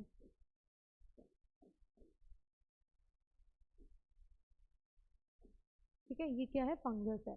अभी क्या है, इसके बारे में डायग्राम के साथ में देखते हैं, पहले स्पोर फॉर्मेशन को समझ लेते हैं। देखो नाम शब्द से ही समझ में आ रहा है क्या, स्पोर फॉर्मेशन बोले तो क्या है, कोई एक ऐसा ऑर्गेनिज्म जो रिप्रोड्यूस करे with the help of spores, that is these organism reproduce like rhizopus reproduce with the help of spores। Spores की हेल्प से क्या करते हैं, ये नए ऑर्गेनिज्म में डेवलप हो जाते हैं। अभी क्या है, स्पोर क्या है, अभी ये भी देख लेते हैं। स्पोर्स क्या है, स्पोर्स आर दी माइन्यूट और माइक्रोस्कोपिक, है ना, माइक्रोस्कोपिक होते हैं, सेल्स हैं, microscopic cells that have power to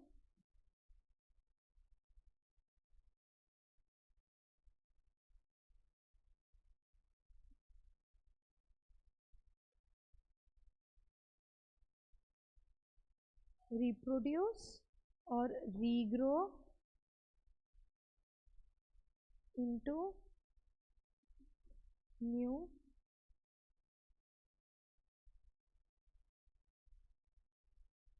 individual।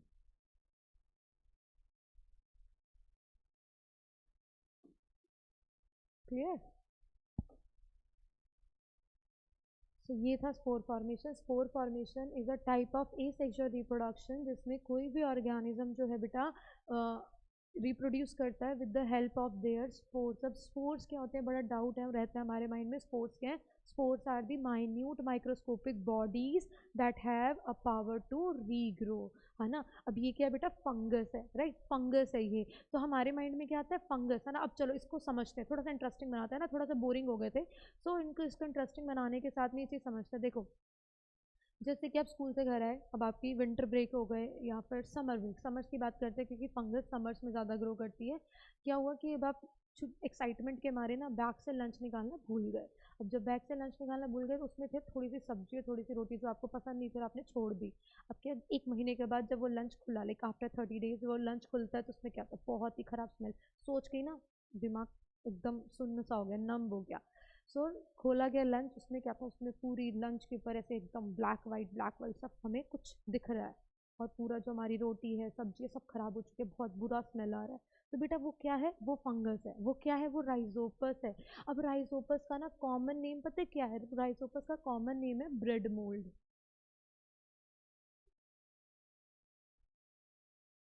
Bread mould, ये इसको ब्रेड मोल्ड कहते हैं। और पता है क्यों कहते हैं ब्रेड मोल्ड? इसलिए कहते हैं क्योंकि कॉमनली ब्रेड्स पे, लाइक हमारी चपाती पे सबसे ज़्यादा ग्रो करता है। जब रोटी खराब हो जाती है, एक महीने बाद लंच खुला और रोटी के ऊपर कुछ जो मांस आपको दिखा वो क्या था? वो राइजोपस था। नाउ अब थिंक वंस, बस एक छोटी सी चीज़ सोचो, वो राइजोपस आपके लंच में आए कहाँ से, है ना? Where does they came from?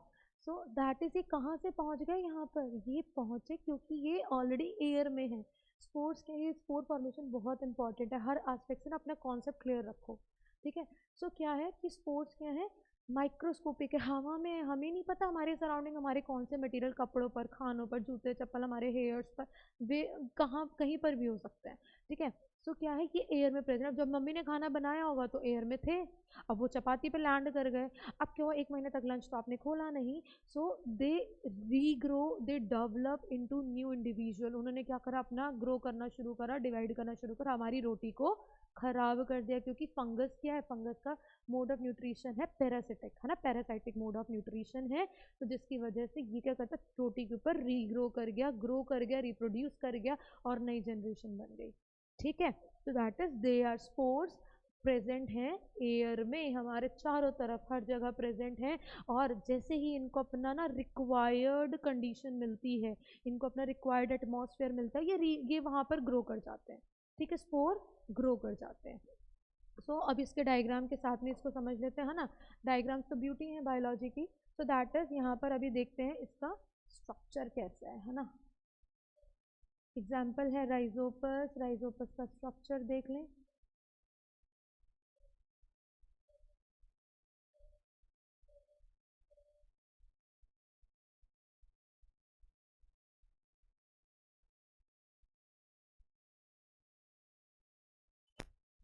सो ये जो पार्ट है इसको हम बोलते हैं बेटा हाइफे, बहुत इंपॉर्टेंट है, ठीक है? ये क्या है हमारा? स्पोरेंजियम।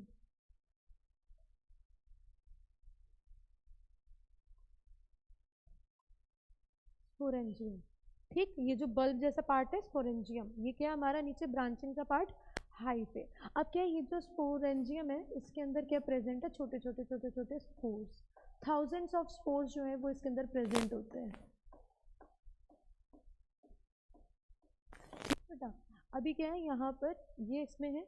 अब ये स्पोरेंजियम है, ये फंगस है, ये ऐसे ही है, ठीक है? अब क्या है, जैसे ही इस फंगस को ना इसका रिक्वायर्ड टेम्परेचर मिलेगा, रिक्वायर्ड टेम्परेचर बोले तो जैसे कि वार्मथ, है ना? उसको वार्म चाहिए, नमी चाहिए, थोड़ा सा डैम्प प्लेस चाहिए, है ना? सो उस कंडीशन, लाइक जो भी इसकी फेवरेबल कंडीशन है, जैसे स्पोरेंजियम को इसकी फेवरेबल कंडीशन मिलती है, ये जो एक प्रोटेक्टिव लेयर थी ना, ये प्रोटेक्टिव लेयर क्या हो जाएगी? ब्रेक हो जाएगी, प्रोटेक्टिव लेयर बर्स्ट हो जाती है। और ये जो स्पोर्स हैं ये कहाँ आ जाते हैं? एयर में आ जाते हैं, ये आ गए एयर में। अब ये क्या है? ये हवा में है, ये जो स्पोर्स है ये एयर में है। अब ये एयर के साथ फ्लो कर रहे हैं, रोटेट मतलब फ्लोइंग है ना? हर जगह, कहीं पर भी वाइड स्प्रेड हो सकते हैं, तो ये हर जगह है। अब इनको, जैसे कि ये स्पेसिफिक स्पोर है, अब इस स्पोर को जैसे इसका रिक्वायर्ड कंडीशन मिल जाएगा, जिस भी सरफेस पे लैंड करेगा और इसको वहाँ से उसका न्यूट्रिशन रिक्वायर्ड कंडीशन मिलेगी, वहाँ पर ये फिर से एक नया राइजोपस में ग्रो कर जाएगा। सो that is a mode of reproduction which is followed by the Rhizopus, that is spore formation, ठीक है जी? चलिए अभी नेक्स्ट आगे बढ़ते हैं। नेक्स्ट हम टाइप ऑफ रिप्रोडक्शन के लिए, ए सेक्सुअल रिप्रोडक्शन, दैट इज हमारा सबसे लास्ट वन है वेजिटेटिव।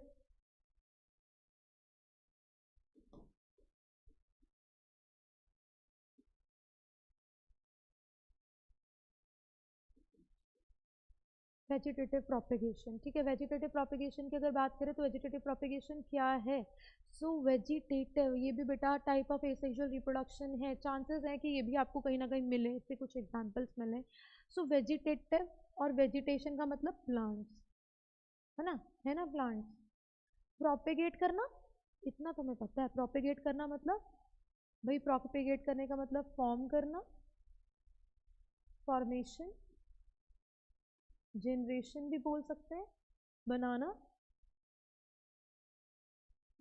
ठीक है? मतलब प्लांट्स का फॉर्मेशन करना, vegetative propagation. So first thing needs to be clear that why vegetative propagation is asexual reproduction. भाई प्लांट्स क्यों कर रहे हैं सेक्सुअल रिप्रोडक्शन? वो तो मल्टी सेलर है ना। ये तो हमारा कॉन्सेप्ट बिगड़ गया, गलत हो गया बेटा।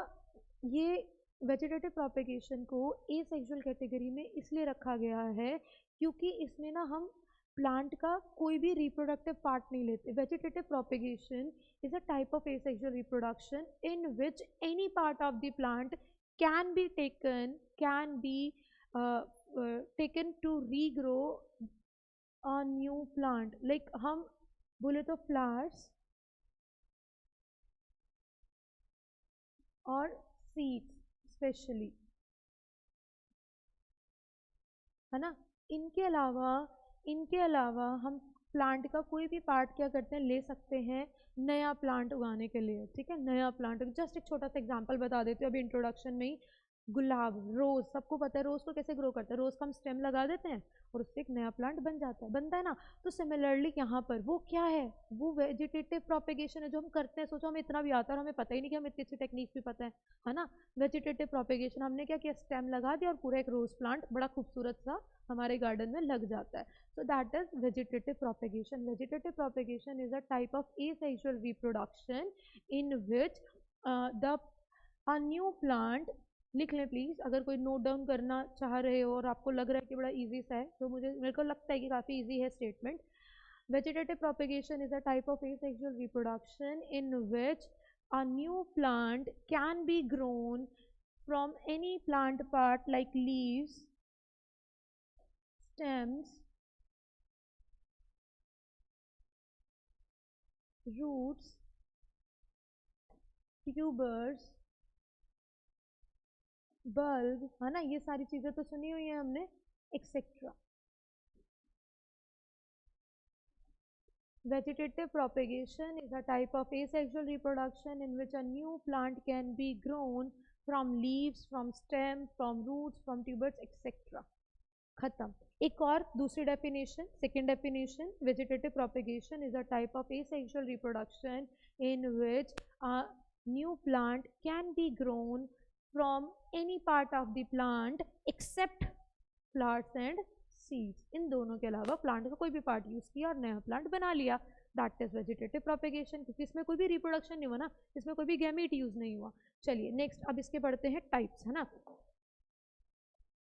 एग्जाम्पल्स, और एग्जाम्पल के साथ में आते हैं इसके टाइप्स. सबसे पहले टाइप्स की देख लेते हैं, है ना, कौन कौन से अच्छे से टाइप्स हैं इसमें. सबसे पहले आता है हमारा कटिंग. सेकंड आता है हमारा ग्राफ्टिंग.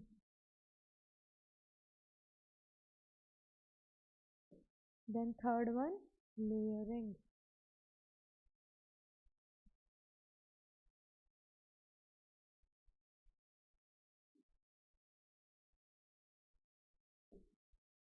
ठीक है, कटिंग, ग्राफ्टिंग, लेयरिंग.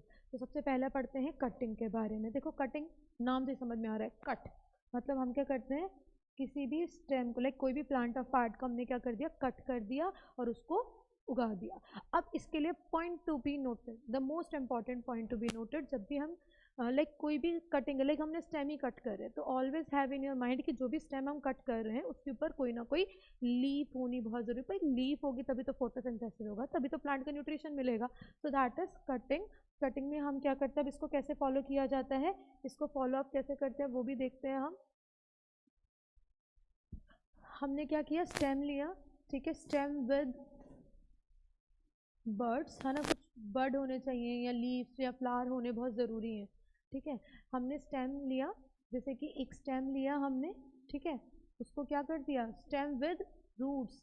हाँ जी, विद रूट्स, भाई जड़ें होने बहुत ज़रूरी हैं. With birds and with roots. हमने क्या किया, स्टेम कट कर लिया, कट करके उसको यहाँ सॉइल में लगा दिया. ठीक है, अब सॉइल में लगाने के बाद हमने इसको छोड़ दिया, जैसे कि इस पर छोटे छोटे से फ्लावर्स हैं, इसको छोड़ दिया. अभी क्या होगा, after some time what will observe, हम क्या देखेंगे,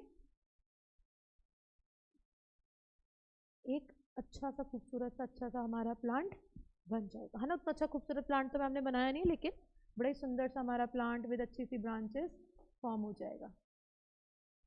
ठीक, तो ये था कटिंग, है ना, इजी सिंपल सा. Cutting is a process in which any part of a plant has been cut like stems and are been cultivated into the soil. where they are left aside to grow further. Then अब सबसे पहले easy इसको देख लेते हैं, layering, है ना, layering की बात करते हैं, ग्राफ्टिंग फिर समझते हैं। सो लेयरिंग की बात करें तो इसमें हम क्या करते हैं, लेयरिंग में सिंपली क्या होता है, हमारा एक प्लांट होता है, देखो ध्यान समझने पे देना है, डायग्राम्स तो समझ में आ ही जाएंगे। हमारा ये प्लांट है अच्छा सा, है ना, बहुत अच्छा प्लांट तो हमने बनाया नहीं, ये एक प्लांट है। अब इसमें क्या है, ब्रांचेस हैं, ठीक है, ये ब्रांच थी प्लांट की, ये दिख रहा है, ये प्लांट ब्रांच, साथ में ब्रांच है। हमने क्या किया, जो इस प्लांट की सबसे नीचे सबसे लोवेस्ट वाली ब्रांच थी उसको ले जाकर हमने क्या कर दिया है, अब हम क्या करेंगे, इसको ले जाकर बेंड कर देंगे, जस्ट लाइक दिस। मैं एक बारी ड्रॉ करती हूँ, फिर आप देखिएगा, इसको मैंने क्या किया, ऐसे लाकर बेंड कर दिया, ये जो ब्रांच था इसको मोड़ के मैंने मिट्टी के नीचे दबा दिया। अब मुझे ना ध्यान का रखना था, ध्यान ये रखना है कि इसके ऊपर ना, इसके जो पत्तियां हैं, जो लीव्स वाला पार्ट है, लाइक जो शूट वाला, अपर शूट वाला पार्ट है, वो ऐसे ही रहे, ठीक, ये ऐसे ही रहेगा। अब मैंने क्या कर दिया, इसको दबा दिया यहाँ पर सॉइल में, यहाँ पर क्या थी मेरी, ये सॉइल, ये सॉइल, ठीक है, मैंने क्या कर दिया, सॉइल में इसको बरी कर दिया, दबा दिया, for to enhance the process, है ना, थोड़ा सा बूस्ट करने के लिए मैंने क्या कर दिया, यहाँ पे कट भी लगा दिया, ठीक है। मैंने जैसे यहाँ पे कट लगाया, अब क्या कर दिया, इसके ऊपर ना एक मॉइस्ट क्लोथ, एक मॉइस्ट क्लोथ से इसको कर दिया कवर, मॉइस्ट क्लोथ से इस पार्ट को मैंने कवर कर दिया, मॉइस्ट क्लोथ से या पॉली बैग से इसको कवर कर दिया। इसको कवर करने का कारण क्या था, ताकि ना कोई भी माइक्रोब्स इस पर नहीं ग्रो कर पाए, कोई भी इंसेक्ट इसमें नहीं चला जाए। इसको प्लांट के इस पार्ट को कट किया है, कट लगाया है, ये अंडर द सॉइल है, तो कोई इन्फेक्शन नहीं हो जाए प्लांट को, इसको बचाने के लिए भी मैंने क्या कर दिया, इसको कवर कर दिया। अब मैंने क्या कर रही हूँ, यहाँ पे ना कंटिन्यूसली वाटर दे रही हूँ, वाटर, न्यूट्रिशन, लाइक फर्टिलाइजर, जो भी मुझे यहाँ पे इस प्लांट की ग्रोथ के लिए चाहिए, मैंने वो सब यहाँ देने शुरू कर दिए। फाइनली क्या होगा, यहाँ पर प्लांट में क्या होने लगेगा, रूट्स आने लगेंगी,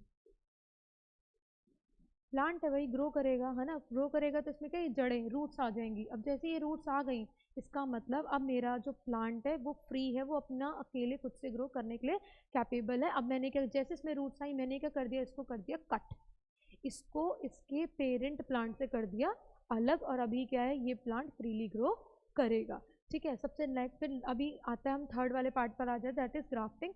ग्राफ्टिंग में हम क्या करते हैं, ग्राफ्टिंग में हम लेते हैं एक प्लांट ए, मान लो ये प्लांट है, ठीक है, और दूसरा हम ले लेते हैं,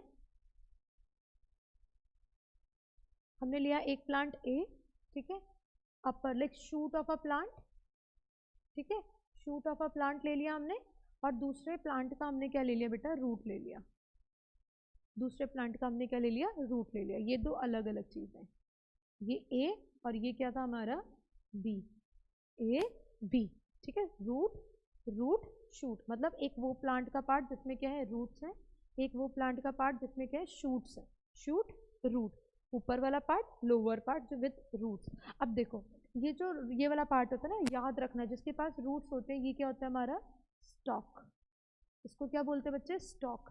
जो ऊपर वाला पार्ट होता है इसको बोलते हैं सीहोन। ग्राफ्टिंग मतलब हमने ग्राफ्ट किया, मतलब हमने क्या कर दिया, ये तो हमारा मेन प्लांट बेचारा था सॉइल में, इस बेचारे को उठाया, कट किया और लगा के यहाँ पे चिपका दिया, इसके ऊपर अटैच कर दिया, और यहाँ पर हमने क्या कर दिया, इसको कवर कर दिया, इसको अच्छे से बांध दिया ताकि गिर नहीं जाए, कोई भी इंसेक्ट या माइक्रोब इस कटेड पार्ट पर आकर अपने इन्फेक्शन नहीं कर सके, और इसको हम अच्छे से, हमने इसको बांध दिया, अच्छे से कवर कर दिया। हम यहाँ पे इसको न्यूट्रिशन मॉइस्चर देते रहेंगे। यहाँ पे ये प्लांट क्या होगा, थोड़े टाइम में क्या होगा ना, ये प्लांट आपस में एक साथ रीग्रो कर जाए, मतलब they will grow as a one, as a single plant, ये ग्रो कर जाएंगे। अब क्या होगा, after some time will see कि यहाँ पर एक बड़ा ही अच्छे से plant with very tasty fruits यहाँ पर आने लगेंगे, और फाइनली हमारा एक नया प्लांट बन जाएगा। अब यहाँ पर ध्यान देने वाली बात थी, वेजिटेटिव प्रोपेगेशन हम करते हैं किसी भी नॉन रिप्रोडक्टिव पार्ट से, मतलब जैसे फ्लावर्स हो गए, इन सबको यूटिलाइज करते हैं, और क्या करते हैं, वेजिटेटिव प्रोपेगेशन करा लेते हैं। अब फायदे क्या, क्यों कराना है हमें, है ना, प्लांट तो रिप्रोड्यूस कर ही रहा था ना, सेक्सुअल रिप्रोडक्शन कर रहा था, क्या जरूरत थी बेटा, क्योंकि क्या करना था ना, यहाँ पर ये जो मेथड है, लाइक ये जो वेजिटेटिव प्रोपेगेशन जो मेथड है, ये जो टेक्निक है ना बच्चे, ये इंपॉर्टेंट है, क्योंकि ना ये बड़ी फास्ट प्रोसेस है, बड़ी फास्ट टेक्निक है। दैट इज, अगर मैं यहाँ पर इसके एडवांटेजेस की बात करूँ ना, इसकी क्या इंपॉर्टेंस है, इम्पोर्टेंस की अगर मैं यहाँ पर बात करूँ तो ये क्या है, बहुत ही रैपिड प्रोसेस है, बहुत रैपिड। मतलब हम अगर सीड से प्लांट ग्रो करें और वेजिटेटिव प्रोपेगेशन से ग्रो करें तो ये वाला प्लांट जल्दी ग्रो करेगा instead of the plant which has been grown through seed. Then next हम बात करें नंबर, ये तो 1 था, नंबर 2 होता है पार्थेनोकार्पी। जो मैं लिख रही हूँ ये आप याद भी कर लेना क्योंकि ये एग्जाम में आ सकते हैं। पार्थेनोकार्पी मतलब सीडलेस फ्रूट्स का भी डेवलपमेंट हम करा सकते हैं इस टेक्निक से। सोचो तरबूज काटा हमने, वाटरमेलन बड़े अच्छा था ना, खाने के लिए वाटरमेलन कट किया, and what we have seen कि उसमें तो एक भी सीड नहीं है। मज़ा आ जाएगा है ना, वाटरमेलन में जब सीड नहीं मिलेंगे। तो ये कैसे बनते हैं, by the process of parthenocarpy, और ये भी हम इस टेक्निक से करवा सकते हैं। ठीक है, तो चलिए अभी एक दो एग्जाम्पल जो मैंने अभी नहीं बताए उनको भी रिकैप कर लें फटाफट से। क्या है एग्जाम्पल्स, है ना। तो सबसे पहले जैसे कटिंग की बात करें तो कटिंग में हमारा सबसे कॉमन एग्जाम्पल जो आपको याद रखना है एग्जाम्पल कटिंग के लिए, दैट इज बनाना। ठीक है, बनाना जो है प्लांट है ना, बनाना सभी को पसंद होता है, बड़े ही हेल्दी है बनाना। शुगर केन, है ना, ये क्या करते हैं, ये फॉलो कर रहे हैं क्या, ये फॉलो कर रहे हैं कटिंग। ग्राफ्टिंग के लिए, ग्राफ्टिंग कौन कर रहे हैं, ग्राफ्टिंग हो रही है बेटा हमारी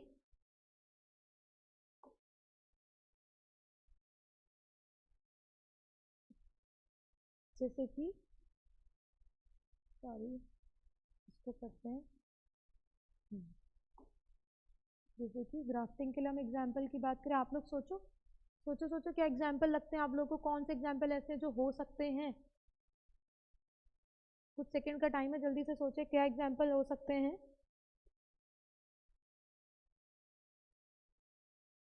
नहीं आ रहा ना याद, चलो बताते हैं। तो ग्राफ्टिंग करा सकते हैं बेटा हम एप्पल से, ठीक है, और लेयरिंग करा सकते हैं हम गुआवा की। ठीक है, तो दैट इज, ये एग्जाम्पल आपको रखने हैं याद, बड़े ही इंपॉर्टेंट अच्छे एग्जाम्पल। ठीक है, जो एग्जाम में पूछे भी जा सकते हैं, एग्जाम्पल बहुत ज़रूरी हैं। और डायग्राम के साथ आई होप आपको अच्छे से समझ में भी आया हो। सो ये था पूरा का पूरा हमारा एसेक्सुअल रिप्रोडक्शन के ऊपर पूरी एक क्लास, बहुत ही डीप डिस्कशन, बहुत ही थोरो डिस्कशन के साथ हमने इसको कवर अप किया है ना। एक एक छोटी से छोटी बात, इंपॉर्टेंट से इंपॉर्टेंट क्वेश्चन भी हमने डिस्कस किया है।